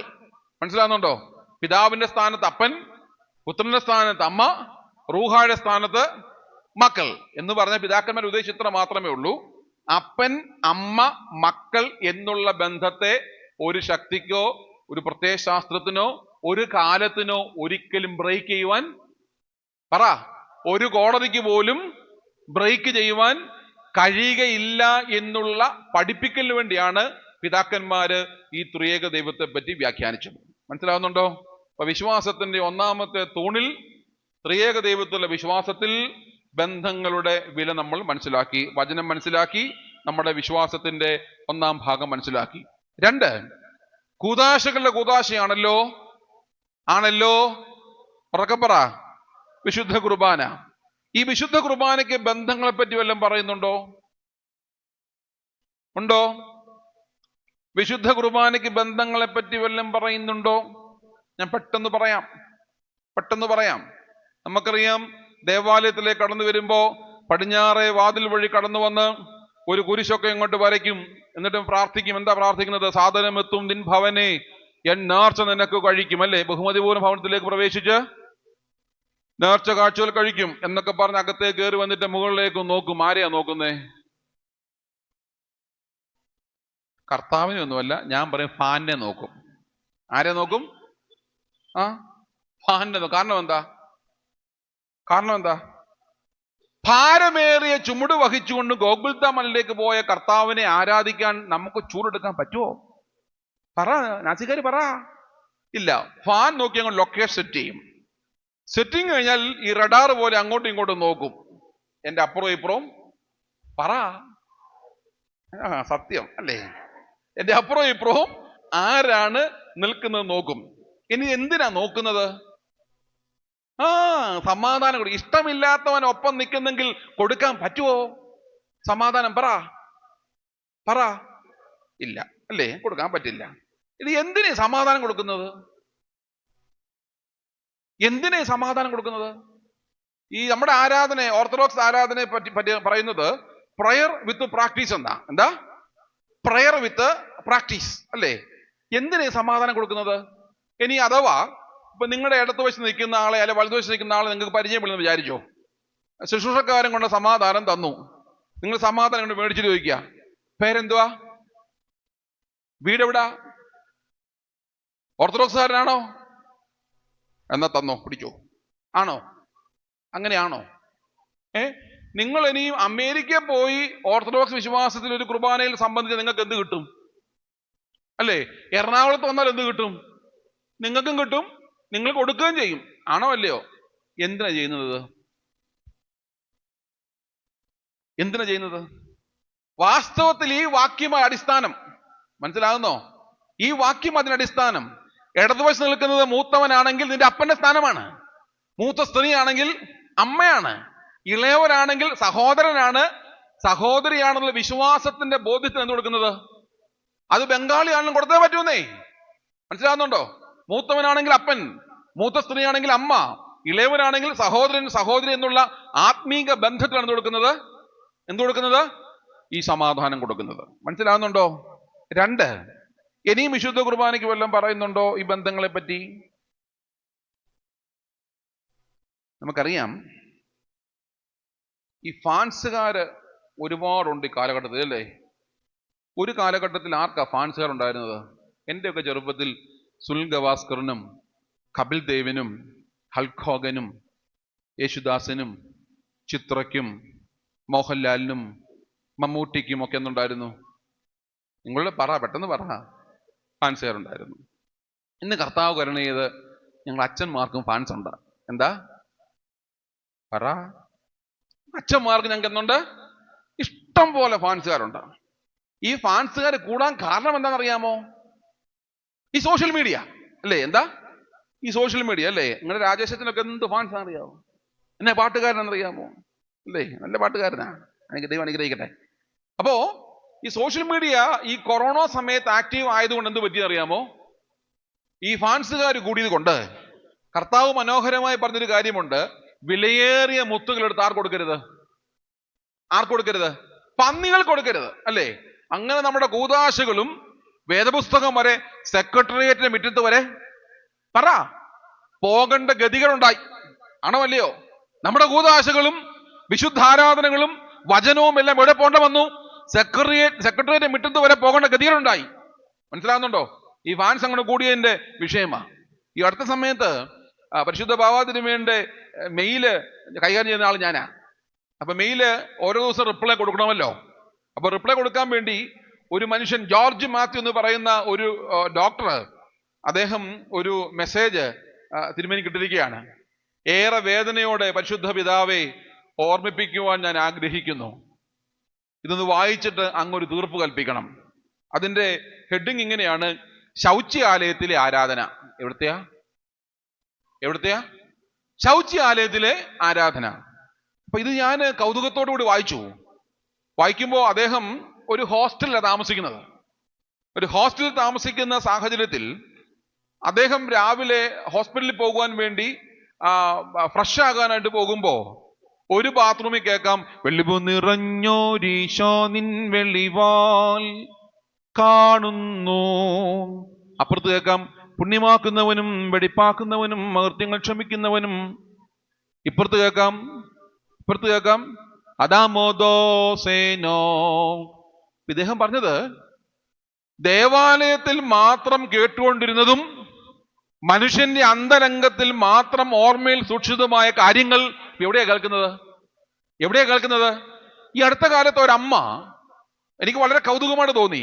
എൻ്റെ കൂടെ ആ അമ്മയും മകനും ഉണ്ട്. ഞങ്ങൾ കാറിൽ യാത്ര ചെയ്യുക, ഞങ്ങളൊരു സംസ്കാരത്തിന് പോവുക. അപ്പോ ഈ അമ്മ മോനോട് പറയാണ്, നീ ലൈവ് നോക്കിക്കേ എവിടം വരെ ആയെന്ന്. എന്താ? നീ ലൈവ് നോക്കിക്കേ. ഇപ്പൊ ഇങ്ങനെ ലൈവ് നോക്കി കുർബാനയ്ക്ക് പോകുന്നവരുണ്ട്, അല്ലേ? ലൈവ് നിയന്ത്രിക്കുന്ന മനുഷ്യരുണ്ട്, സോഷ്യൽ മീഡിയ മാത്രം ആശ്രയിച്ച് ജീവിക്കുന്ന മനുഷ്യരുണ്ട്. ഇത് അപജയമാ, ഇത് കാലഘട്ടത്തിന്റെ ഗതികേടാ. മനസ്സിലാകുന്നുണ്ടോ? ഈ സംഭവങ്ങളൊക്കെ വിശുദ്ധ കുർബാന പോലുള്ള കൂദാശകൾ കർത്താവ് രഹസ്യമായിട്ട് നിർവഹിച്ചതാ. ആണോ അല്ലയോ? അതുകൊണ്ടാ പെസഹ വ്യാഴാഴ്ച വിശുദ്ധ കുർബാന നമ്മൾ കൈക്കൊള്ളുമ്പോ പ്രാർത്ഥിക്കുന്ന പാട്ടും അത് തന്നെയാണ്. എന്താ? രഹസ്യം, റൊസലി റൊസലി, രഹസ്യം എനിക്കും എന്റെ വീട്ടുകാർക്കും. അതുകൊണ്ടാണ് തുബദേൻ അനാഫോറ ആരംഭിക്കുമ്പോ ശുശ്രൂഷക്കാരൻ എന്ത് ചെയ്യും? അതിന് മുമ്പ് ശുശ്രൂഷക്കാരൻ എന്ത് ചെയ്യുമെന്ന്, അനാഫോറ ആരംഭിക്കുന്ന മുമ്പ് യാചിക്കേണ്ടും പാടുമ്പോ എന്ത് ചെയ്യും?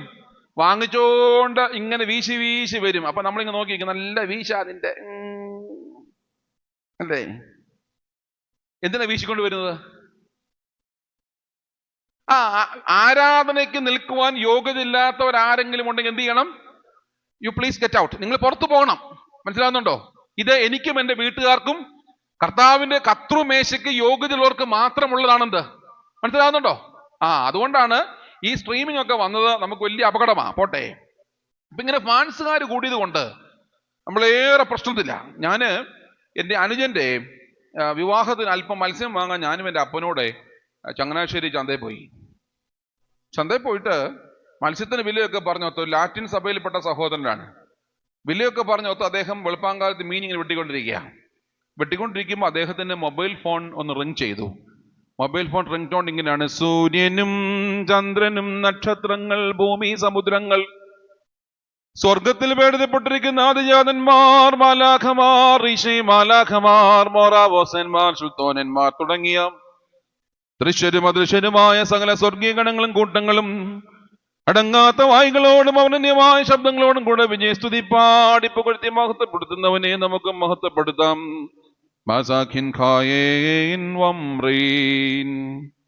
ഇത് കേട്ടുണ്ടോ?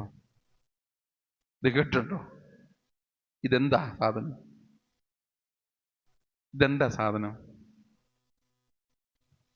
നമുക്കറിയാം, അനാഫോറ ആരംഭിക്കുമ്പോ എന്ന് വെച്ചാൽ പട്ടക്കാരൻ ദർഗയിലേക്ക് കയറി കഴിയുമ്പോ സമാധാനത്തിന്റെ പ്രാർത്ഥന കഴിയും, അല്ലേ? ആ പ്രാർത്ഥന സമാധാന ചുംബനം കൊടുക്കും. യാക്കോബിന്റെ തക്സയാണ് ഏറ്റവും പ്രധാനപ്പെട്ട ഒന്നാം തക്സ. സമാധാന ചുംബനം കൊടുത്തു കഴിയുമ്പോ നമ്മളെയും കൊണ്ട് ഈ അച്ഛന്മാര് കള്ളം പറയിക്കും, ഇല്ലേ? വിശുദ്ധ കുർബാന കള്ളം പറയുമോ ഇല്ലയോ? പിന്നെയും മിണ്ടുന്നില്ല. വിശുദ്ധ കുർബാനയ്ക്ക് കള്ളം പറയുമോ ഇല്ലയോ? പറയും. അച്ഛനാ കള്ളം പറയിപ്പിക്കുന്നത്, അച്ഛനാ കാരണക്കാരൻ. അച്ഛനങ്ങോട്ട് കൈ വിരിച്ചിട്ട് അങ്ങോട്ട് പറയും, ഈ സമയത്ത് നാം എല്ലാവരുടെയും മനസ്സുകളും ബോധങ്ങളും വിചാരങ്ങളും ഹൃദയങ്ങളും കുര്യങ്ങൾ പിതാവാം ദൈവത്തിന്റെ വലത്ത് ഭാഗത്ത് മശീഹ തമ്പുരാൻ എഴുന്നള്ളിയിരിക്കുന്ന മഹോന്നതങ്ങളിലായിരിക്കണം, ഇല്ലേ? നമ്മൾ അർത്ഥശങ്കക്കിടയില്ലാതെ ഉടനെ പറഞ്ഞിരിക്കും, എന്താ?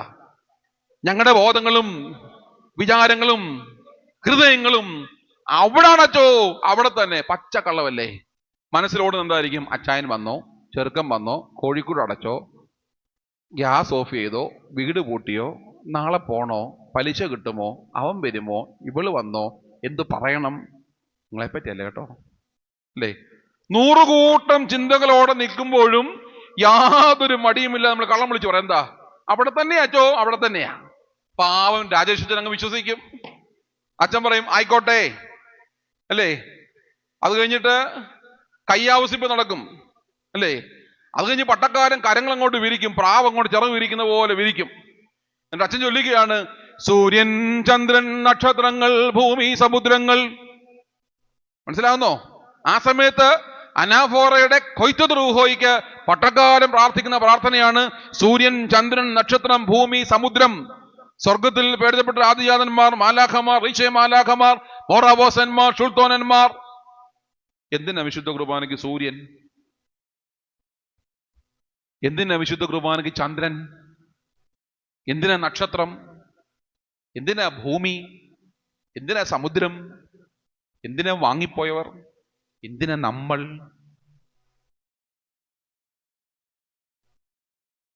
എന്തിനാ? ഇപ്പൊ ചിലയിടത്ത് പോയാൽ ചില ഭക്തി മാത്രമുണ്ട്, ചിലയിടത്ത് പോയാൽ ഈ മരിയൻ ഭക്തിയുണ്ട്, ചിലയിടത്ത് പോയാൽ അന്തോണിയോസിന്റെ ഭക്തിയുണ്ട്, ചിലയിടത്ത് പോയാൽ പരിമളത്തിനുമേന്റെ ഭക്തിയുണ്ട്, അല്ല? ഇങ്ങനെ പ്രത്യേക ഭക്തികൾ ഇങ്ങനെ വേർതിരിക്കുന്ന ഒരു കാലഘട്ടം, അല്ലേ? ആണോ അല്ലയോ? ആണു, അല്ലേ? പക്ഷെ ഇവിടെ വിശുദ്ധ കുർബാന ചൊല്ലുകയാണ്, സൂര്യനും ചന്ദ്രനും നക്ഷത്രവും ഭൂമി സമുദ്രവും എല്ലാം എന്തിനു വേണം? വിശുദ്ധ കുർബാനയ്ക്ക് വേണം. അതിന്റെ അർത്ഥം ഞാൻ ഇങ്ങനെ പറയാം, എനിക്ക് പറയാൻ ഇഷ്ടം ഇങ്ങനെയാണ്. എന്ന് പറഞ്ഞാൽ, ദൈവത്താൽ സൃഷ്ടിക്കപ്പെട്ട സർവചരാചരങ്ങളെയും ഏകബന്ധത്തിൽ ഒരു മേശപ്പുറത്ത് അപഗ്രഥിക്കുന്ന പ്രക്രിയക്ക് പറയുന്ന പേരാണ് വിശുദ്ധ കുർബാന. മനസ്സിലാവുന്നുണ്ടോ? ദൈവത്താൽ നിർമ്മിക്കപ്പെട്ട സർവചരാചരങ്ങളെയും ഏകബന്ധത്തിൽ ഒരു മേശപ്പുറത്ത് അപഗ്രഥിക്കുന്ന പ്രക്രിയക്ക് പറയുന്ന പേരാണ് വിശുദ്ധ കുർബാന. ഒരു ചോദ്യം ചോദിക്കട്ടെ, അവനവന്റെ പ്രായവും പ്രാപ്തിയും ചിന്തിച്ചോ? അവനവന്റെ പ്രായവും പ്രാപ്തിയും ചിന്തിച്ച് നിങ്ങൾ മനസ്സിലാക്കുക, നിങ്ങൾക്ക് എന്തെങ്കിലും വിശുദ്ധ കുർബാന ഒരു അനുഭവമായിട്ട് മാറിയിട്ടുണ്ടോ? പറ.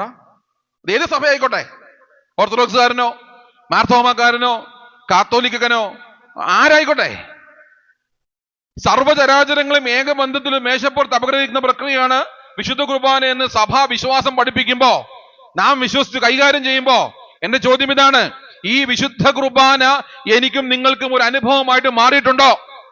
പക്ഷെ എനിക്ക് ധൈര്യത്തോടെ പറയാൻ പറ്റും, 10-12 വർഷം മക്കളില്ലാതിരുന്നപ്പോ ഷിബു ടോം വർഗീസ് അച്ഛൻ എന്ന് പറയുന്ന ഒരു ബന്ധത്തിന് അടിസ്ഥാനമില്ലാതെ മുറിഞ്ഞു പോകേണ്ടുന്ന ഗതികേടിൽ നിന്ന് അതുണ്ടാകാതെ തലമുറകളെ നൽകുവാൻ വിശുദ്ധ കുർബാനയ്ക്ക് കഴിഞ്ഞു. രാവിലെ പറഞ്ഞ പോലെ 10-11 വർഷമായി മക്കളില്ലാത്ത ഒരു പ്രയാസമൊന്നുമില്ലായിരുന്നു, ഒരു ബുദ്ധിമുട്ടുണ്ടായിരുന്നു. അതിന്റെ ഭാഗമായിട്ട് ഇങ്ങനെ ജീവിക്കുമ്പോൾ നാട്ടുകാരുടെയും വീട്ടുകാരുടെയും ഒക്കെ നിർബന്ധത്തിന് വഴങ്ങി ഞാൻ ഡോക്ടർമാരെ പോയി കണ്ടു. കാണുന്നവരൊക്കെ പറഞ്ഞു ഒരു കുഴപ്പമില്ല. എന്താ ഒരു കുഴപ്പമില്ല? പറഞ്ഞു 10-16 ലക്ഷം രൂപ അങ്ങ് പോയി. എത്ര പോയി പറയാമെന്ന്? 10-16 ലക്ഷം. വലിയ ബിസിനസ്സാ, ഞാൻ ദൈവത്തിന്റെ പേരും വലിയ ബിസിനസ്സാ പോയി. അവസാനം ഈ കൈയുടെ വേദനയുമായി ബന്ധപ്പെട്ട് വലിയൊരു CMC-യിലും ട്രീറ്റ്മെന്റ് പോയി. അപ്പോ ഞാൻ ഈ തമാശ പറയുന്ന കൂട്ടത്തിലായതുകൊണ്ടേ ഞാൻ അവിടുത്തെ ഡോക്ടർ ഏലിയാമ്മ ഗൈനക്കോളജിസ്റ്റാ. ഞാൻ പറഞ്ഞ ആൻറ്റി, ഈ പെങ്കൊച്ചിനെ കല്യാണം കഴിഞ്ഞിട്ട് 8-10 വർഷത്തോളം ആകുന്നു, ഇവക്ക് പിള്ളേരൊന്നും ഇതിലുണ്ടായിട്ടില്ല, ആൻറ്റി ഒന്ന് നോക്കുവോ? പോകുന്ന വഴിക്ക് ഈ ഡോക്ടർ ചോദിച്ചു, മോടെ ആരാ ശുഭോച്ചൻ? അവള് പറഞ്ഞു എൻ്റെ ഭർത്താവാണ്.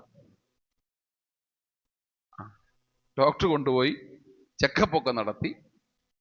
എന്നിട്ട് പറഞ്ഞു നമുക്കൊരു ബയോപ്സി എടുക്കണം. എൻ്റെ കാറ്റ് പോയി. ബയോപ്സി നമുക്ക് അറിയത്തില്ല എന്തുവാന്നുള്ളത്. ബയോപ്സി ഇങ്ങനെ ഒരാഴ്ച കഴിഞ്ഞിട്ട് റിസൾട്ട് വന്നപ്പോൾ യൂട്രസിൽ മാലിഗ്നൻസിയുടെ സ്റ്റാർട്ടിങ് എന്ന് പറഞ്ഞാൽ ക്യാൻസറിന്റെ ഫസ്റ്റ് സ്റ്റേജാ അല്ലേ? നിങ്ങൾക്ക് അറിയാൻ പറ്റില്ല, ഇനി അറിയത്തില്ല. അതിന്റെ മാലിഗ്നൻസിയാണ്. അപ്പോൾ ഞാനങ്ങ് സ്റ്റക്കായി, എന്ത് ചെയ്യാൻ പറ്റും? പക്ഷെ ഡോക്ടർ പറഞ്ഞു നമുക്കൊരു 5-6 മാസം ഒരു ട്രീറ്റ്മെന്റ് നടത്തി നോക്കാൻ പറ്റാ, ചിലപ്പോൾ അങ്ങ് ശരിയാകും, അച്ഛൻ പ്രാർത്ഥിക്കാം. ശരി ആൻറ്റി, ഓക്കെ ആയിക്കോട്ടെ. അങ്ങനെ വലിയൊരു CMC-യിൽ ഡോക്ടറിന്റെ ട്രീറ്റ്മെന്റിൽ 8 മാസം കൊണ്ട് കർത്താവ് കരുണ ചെയ്ത് യൂട്രസ് നോർമലായി. അപ്പോൾ ഡോക്ടർ, അപ്പം എൻ്റെ വൈഫ് വർക്ക് ചെയ്യുന്നത് ബാംഗ്ലൂരിലാണ്, നിങ്ങൾ ഒരുമിച്ച് താമസിക്കാൻ പറഞ്ഞു. ഞങ്ങൾ ഒരുമിച്ച് താമസിച്ചു. അങ്ങനെ ഒരു ദിവസം എന്നെ വിളിച്ചു പറഞ്ഞു, അച്ഛാ തലകറക്കവും ഒക്കെ ഉണ്ട്, പള്ളിയിൽ പോയി നിൽക്കുമ്പോഴാണ്, ഹെബ്ബാളിലെ പള്ളിയിൽ പോയി നിൽക്കുമ്പോഴാണ്. ഞാൻ പറഞ്ഞു ഈ ഡോക്ടറെ കൊണ്ടാ കാണിക്കുക, വല്ല ലോ BP-യോ ഷുഗറോ വല്ലതും കാണുമായിരിക്കും, മരുന്നൊക്കെ കഴിച്ചതല്ലേ എന്ന് പറഞ്ഞു. ഡോക്ടറെ കാണിച്ചു. ഡോക്ടർ പറഞ്ഞു ബ്ലഡ് നോക്കാൻ പറഞ്ഞു. ബ്ലഡ് നോക്കിയപ്പോൾ ഡോക്ടർ പറഞ്ഞു യു ആർ ക്യാരിയിങ് എന്ന്. അപ്പോൾ ഞാനിങ്ങനെ ബുധനൂർ പള്ളി പ്രസംഗിക്കാൻ പോയിക്കൊണ്ടിരിക്കുക, ബുധനൂർ ചെങ്ങന്നൂര്. എന്നെ വിളിച്ച് പറഞ്ഞു, അച്ഛാ ഡോക്ടർ ഇങ്ങനെയൊക്കെ പറഞ്ഞ്. ഞാൻ പറഞ്ഞിട്ട് ബ്ലഡ് മാറിപ്പോയതായിരിക്കും, നാളെ ഒന്നുകൂടെ കാണിക്കുക. ഞാൻ പറഞ്ഞു ആരോടും മിണ്ടണ്ട. പിറ്റേ ദിവസം കൊണ്ട് വീണ്ടും ബ്ലഡ് ടെസ്റ്റ് ചെയ്തപ്പോൾ റിസൾട്ട് പോസിറ്റീവാണ്. അങ്ങനെ ഡോക്ടറിനെ പോയി കണ്ടു. ഡോക്ടർ പറഞ്ഞു വളരെ കോംപ്ലിക്കേഷൻ ഇതിനകത്തുണ്ട്, ഒരു കാരണവശാലും ടോയ്ലറ്റ് ഉപയോഗിക്കാനല്ലാതെ ബെഡിൽ എഴുന്നേൽക്കാൻ പാടില്ല. അങ്ങനെ കിടന്ന കിടപ്പയിലാണ്. 1-ാം മാസം കഴിഞ്ഞപ്പോൾ സ്കാനിങ് നടത്തി. ഡോക്ടർ പറഞ്ഞു നമുക്ക് അബോർട്ട് ചെയ്യണം. 2-ാം മാസം സ്കാനിങ് നടത്തി. ഡോക്ടർ പറഞ്ഞു അബോർട്ട് ചെയ്യണം. 3-ാം മാസം, 4-ാം മാസം, 5-ാം മാസം എന്ത് പറഞ്ഞു അബോർഷൻ ചെയ്തേ പറ്റൂ. അവസാനം 5-ാം മാസം സ്കാനിങ് കഴിഞ്ഞ് ഏകദേശം കഴിഞ്ഞ സ്വർഗാരോഹണ പെരുന്നാളാണ്. ഞാനുമുണ്ട്, എൻ്റെ അളിയൻ അച്ഛനുമുണ്ട്, എൻ്റെ അനിയൻ അച്ഛനുമുണ്ട്, ഞങ്ങളെല്ലാവരും ബാംഗ്ലൂരിലുണ്ട്. അപ്പോൾ അവിടുത്തെ പള്ളിയിൽ വിശുദ്ധ കുർബാന അർപ്പിക്കാൻ ഒരുങ്ങുകയാണ്. അപ്പം ഡോക്ടർ 5-ാം മാസം സ്കാനിങ് കഴിഞ്ഞപ്പോൾ പറഞ്ഞു അബോർഷൻ നടത്തിയേ പറ്റൂ. അപ്പം എൻ്റെ ഭാര്യ എന്നോടൊരു കാര്യം പറഞ്ഞു, അച്ഛൻ ഒരു കാര്യം ചെയ്യും, ഡോക്ടർ അങ്ങനെയൊക്കെ പറയും, ഞാൻ പ്രിപ്പയർഡ് ആയിരിക്കാം, എനിക്ക് വിശുദ്ധ കുർബാന അനുഭവിക്കണം. ഞാൻ പറഞ്ഞു ആയിക്കോട്ടെ. അങ്ങനെ പറഞ്ഞ് വിശുദ്ധ കുർബാന കഴിഞ്ഞ് ഞങ്ങൾ വിശുദ്ധ കുർബാനയുമായിട്ട് അപ്പാർട്ട്മെൻറ്റിൽ വന്നു. വിശുദ്ധ കുർബാന എൻ്റെ ഭാര്യ അനുഭവിച്ചു. ഒരു ഉച്ച കഴിഞ്ഞ സമയത്തേക്ക് നടുവിന് വേദന ആരംഭിക്കുക, ഭയങ്കരമായ ബാക്ക് പെയിൻ ആരംഭിക്കുന്നു. വെളുപ്പാങ്കാലമാകുമ്പോൾ ഒരു മനുഷ്യനും കണ്ടു നിൽക്കുവാൻ പാടില്ലാത്തതുപോലെ അപാരമായ ബ്ലീഡിംഗ് ആണ്. നമുക്ക് ഭാഷ അറിയത്തില്ല, വഴി അറിയത്തില്ല, നാളറിയത്തില്ല, നമ്മളെ സഹായിക്കാൻ ആരുമില്ല. സർവശക്തനായ ദൈവമല്ലാതെ ഒരു മനുഷ്യൻ പോലും ആ സ്ഥലത്ത് നമുക്കില്ല. അങ്ങനെ ആംബുലൻസ് വിളിക്കുന്നു, വളരെ വേഗം ഹോസ്പിറ്റലിൽ ചെല്ലുന്നു. ഡോക്ടർ ഇവിടുന്ന് കൊണ്ടുപോക്കോ, അപ്പോളോയിൽ കൊണ്ടുപോക്കോ. അങ്ങനെ ശേഷാതിപുരം അപ്പോളോ ഹോസ്പിറ്റലിൽ അഡ്മിറ്റ് ചെയ്യുന്നു. ഡോക്ടർ കൺസെന്റ് എഴുതി മേടിക്കുകയാണ്, 2 പേരും മരിക്കും, മരിച്ചാൽ ഞങ്ങൾ ഉത്തരവാദിയല്ല. ഞാൻ എല്ലാം ഒപ്പിട്ട് കൊടുത്തു. ICUവിൽ അഡ്മിറ്റ് ചെയ്തിരിക്കുന്നു. അന്ന് വൈകുന്നേരം, രാവിലെ വെളുപ്പിന് അഡ്മിറ്റ് ചെയ്യുന്നു, വൈകുന്നേരം അബോർഷൻ ചെയ്യുവാൻ വേണ്ടി ഡോക്ടർ ശ്രമം നടത്തുകയാണ്. ഡോക്ടർ ഇങ്ങനെയാ പറഞ്ഞത്, കുഞ്ഞിനെ ഏതായാലും കിട്ടുകയില്ല, 90% അമ്മയും കിട്ടുകയില്ല, 10% മാത്രമാണ് അതിന് ഉറപ്പുള്ളത്. അതുകൊണ്ട് അതൊന്ന് ശ്രമിക്കാൻ വേണ്ടി പോകുന്നതുകൊണ്ട് അബോർട്ട് ചെയ്ത് കുഞ്ഞിനെ ആദ്യം മാറ്റാൻ പോകാന്ന് പറഞ്ഞു. ഞാൻ പറഞ്ഞു ആയിക്കോട്ടെ, നമുക്കെല്ലാം പറയാൻ പറ്റുമോ? ആയിക്കോട്ടെ. ഞാനിങ്ങനെ ICUവിന്റെ വാതിൽക്ക് ഇരിക്കുകയാണ്. എന്റെ മനസ്സിലൂടെ ഒരു പ്രാർത്ഥന ഇങ്ങനെ കടന്നു പോകുന്നുണ്ട്. എന്താണെന്നറിയാമോ? ഞാൻ ഒരിക്കലും പ്രാർത്ഥിച്ചില്ല ഈ അമ്മയെ രക്ഷിക്കണമെന്നും എൻ്റെ ഭാര്യ രക്ഷിക്കണമെന്നും കുഞ്ഞിനെ തരണമെന്ന് ഞാൻ പ്രാർത്ഥിച്ചില്ല. ഞാൻ അന്നേരം പോലും പ്രാർത്ഥിക്കുന്നത് മാത്രമാണ്. ഞാൻ ഇന്ന് ഉച്ചക്ക് രാജേഷിനെ പറയുകയാണ്, നമുക്ക് ബലം നൽകുന്ന ഒരു വലിയ പ്രാർത്ഥനയുണ്ട്. കർത്താവേ എന്നോട് കരുണ ചെയ്യണം, അല്ലേ? കർത്താവേ എന്നോട്, ഞാൻ ഇങ്ങനെ നിരന്തരം പ്രാർത്ഥിച്ചുകൊണ്ട് കർത്താവേ എന്നെ കരുണ ചെയ്യണം, കർത്താവ് എന്നെ കരുണ ചെയ്യണം, ഇങ്ങനെ പ്രാർത്ഥിച്ചുകൊണ്ടിരുന്നു.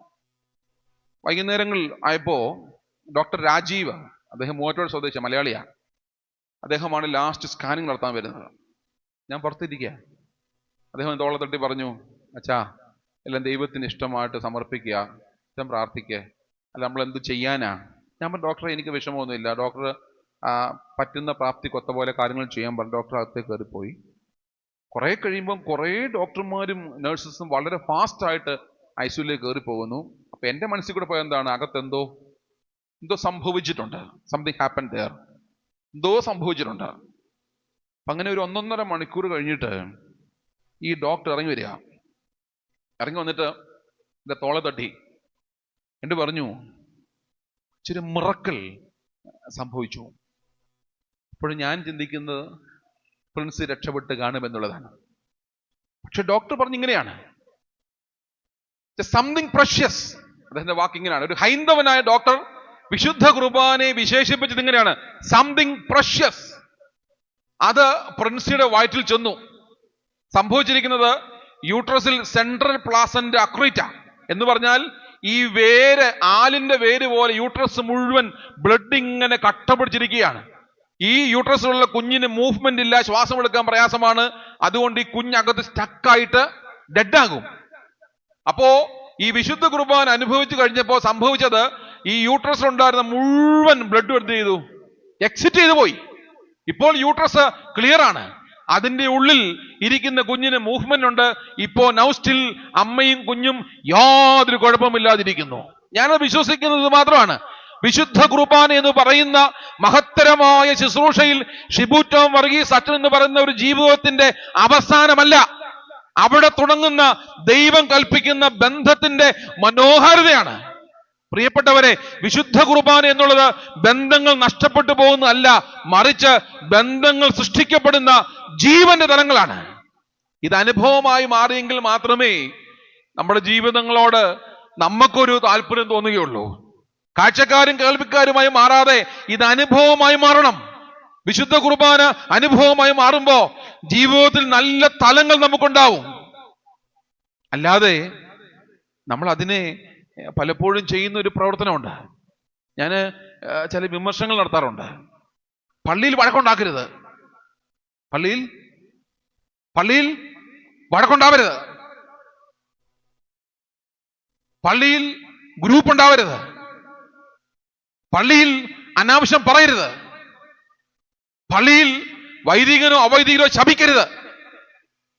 പള്ളി എന്റെ നിന്റെ ജീവിത ബന്ധങ്ങൾക്ക് മനോഹാരിത നൽകുന്ന സ്ഥലമാണ്. മനുഷ്യൻ നഷ്ടപ്പെടുത്തി കളയുന്ന ബന്ധങ്ങൾ വിശുദ്ധമാകുന്ന സ്ഥലമാണ് പള്ളികൾ. ദൈവത്തിന്റെ ദൂതന്മാർ കയറുകയും ഇറങ്ങുകയും ചെയ്യുന്ന സ്ഥലമാണ് ദൈവത്തിന്റെ പള്ളികൾ. കർത്താവിന്റെ ശരീരം കൈകളിലേറ്റി മുറിക്കപ്പെടുമ്പോ നമ്മുടെ ജീവിതങ്ങൾ കൂട്ടിക്കെട്ടപ്പെടുകയാണ്. മനസ്സിലാകുന്നുണ്ടോ? കർത്താവിന്റെ ശരീരം മുറിച്ചപ്പോ നമ്മുടെ ബന്ധങ്ങൾ ഊട്ടിയുറപ്പിക്കപ്പെടുകയാണ്. അതുകൊണ്ട് വിശുദ്ധ കുർബാന എന്ന് പറയുന്നത്, പരിശുദ്ധ ബലി എന്ന് പറയുന്നത്, അത് ബന്ധങ്ങൾ നഷ്ടപ്പെടുത്താനുള്ള അവസ്ഥകളല്ല, മറിച്ച് ഞാനും നിങ്ങളും അസ്തമിച്ചുവെന്ന് കാണുന്നിടത്ത് ദൈവം തുടങ്ങുന്ന സ്ഥലമാണ്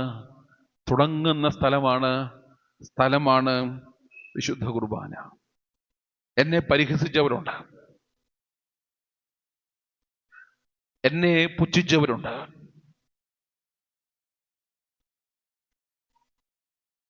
ചിലയിടങ്ങളിൽ മാറ്റി നിർത്തിയവരുണ്ട്.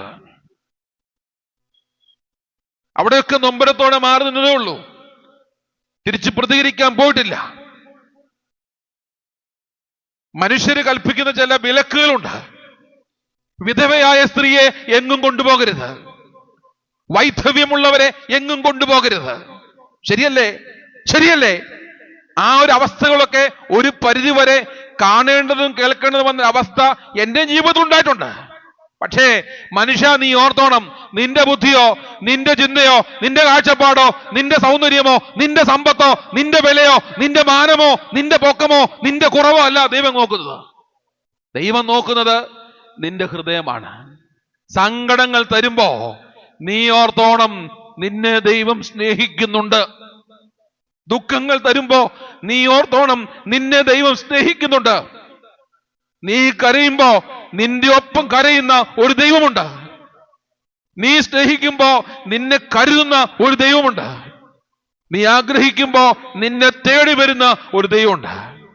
അതുകൊണ്ട് നമ്മുടെ ബന്ധങ്ങളിൽ, നമ്മുടെ ജീവിത സാഹചര്യങ്ങളിൽ നമ്മളൊക്കെ വികലമായി പോകാൻ ദൈവം ഒരിക്കലും അനുവദിക്കത്തില്ല. പ്രിയപ്പെട്ടവരെ, രാവിലെ പറഞ്ഞില്ലേ വിശുദ്ധനായ ഫ്രാൻസിസ് അസിസിയോട് പറഞ്ഞ പോലെ, 5 മുറിവ് നിന്റെ നാഥൻ ഏറ്റെങ്കിൽ 6ാമതൊരു മുറിവ് സഹിക്കാൻ നിനക്ക് പറ്റില്ലടാ. 5 എണ്ണം വരെ സഹിക്കാനേ നിനക്ക് പറ്റത്തുള്ളൂ. നീ അത് സഹിച്ചാൽ മതി. 10 വർഷം മക്കളില്ലെങ്കിൽ അത് സഹിക്കാൻ എനിക്ക് പറ്റുന്നതുകൊണ്ട് ദൈവം എനിക്ക് തന്നു. എനിക്കൊരു ക്യാൻസർ രോഗം വരട്ടെ, അത് സഹിക്കാൻ എനിക്ക് പ്രാപ്തിയുള്ളതുകൊണ്ട് ദൈവം എനിക്ക് തരുന്നത്. നമ്മളെ പ്രയാസങ്ങൾ വരുമ്പോ നമ്മൾ അങ്ങനെ കാണണം.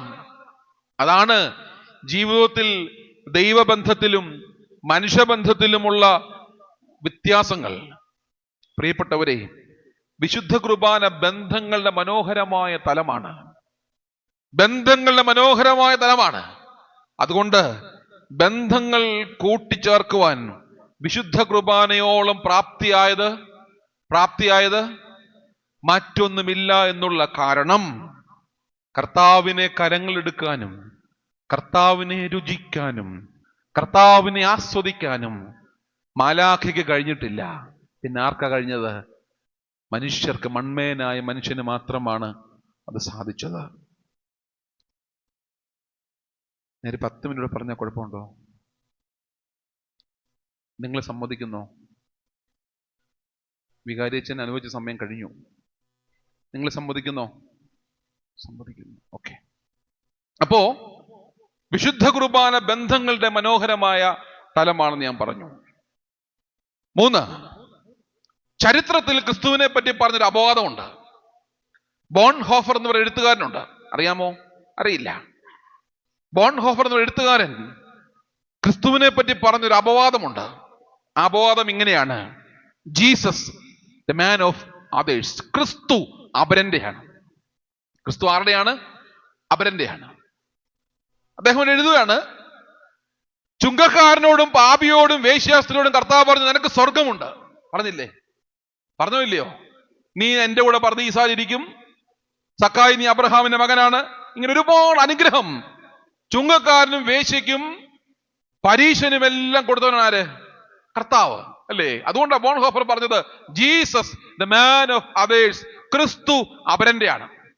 ഈ ഭാഗം വായിച്ചപ്പോ എന്റെ മനസ്സിലേക്ക് ഓടിയെത്തിയ ആള് സക്കായി ആണ്. സക്കായിക്ക് എന്തെങ്കിലും കുഴപ്പമുണ്ടായിരുന്നോ? പെട്ടെന്ന് പറ. ചുങ്കം പെരുകുകാരനായിരുന്നു, പിന്നെ പൊക്കം കുറഞ്ഞവനായിരുന്നു. 2000 വർഷം കഴിഞ്ഞിട്ടും നാസിക്കുകാരെ സക്കായിയെ പറ്റി ഒരു നന്മ പറയാൻ നിങ്ങൾക്കില്ലല്ലോ എന്നോർക്കുമ്പോ എൻ്റെ രാജേഷ് അച്ഛാ, എങ്ങനെ ഇവരെ വികാരിയായിട്ടിരിക്കുന്ന ഇവിടെ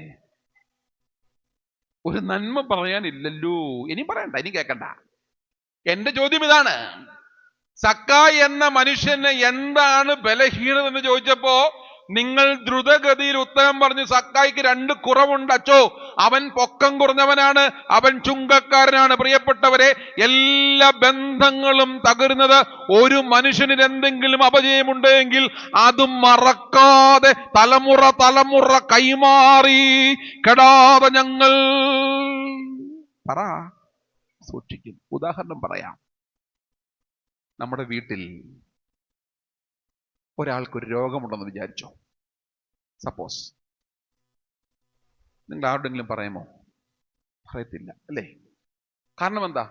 ആരോടെങ്കിലും പറഞ്ഞാൽ പറയും, നിന്റെ കയ്യിലിരിപ്പുണ്ട്, പറ, നിങ്ങളെ പറ്റിയല്ല, നിങ്ങൾക്ക് കിട്ടിയാന്ന് പറയും. 2, നിങ്ങളുടെ മകന്റെയോ മകളുടെ ഒരു വിവാഹാലോചന വരുവാണെങ്കിൽ നിങ്ങൾ പുറത്തു പറയുമോ?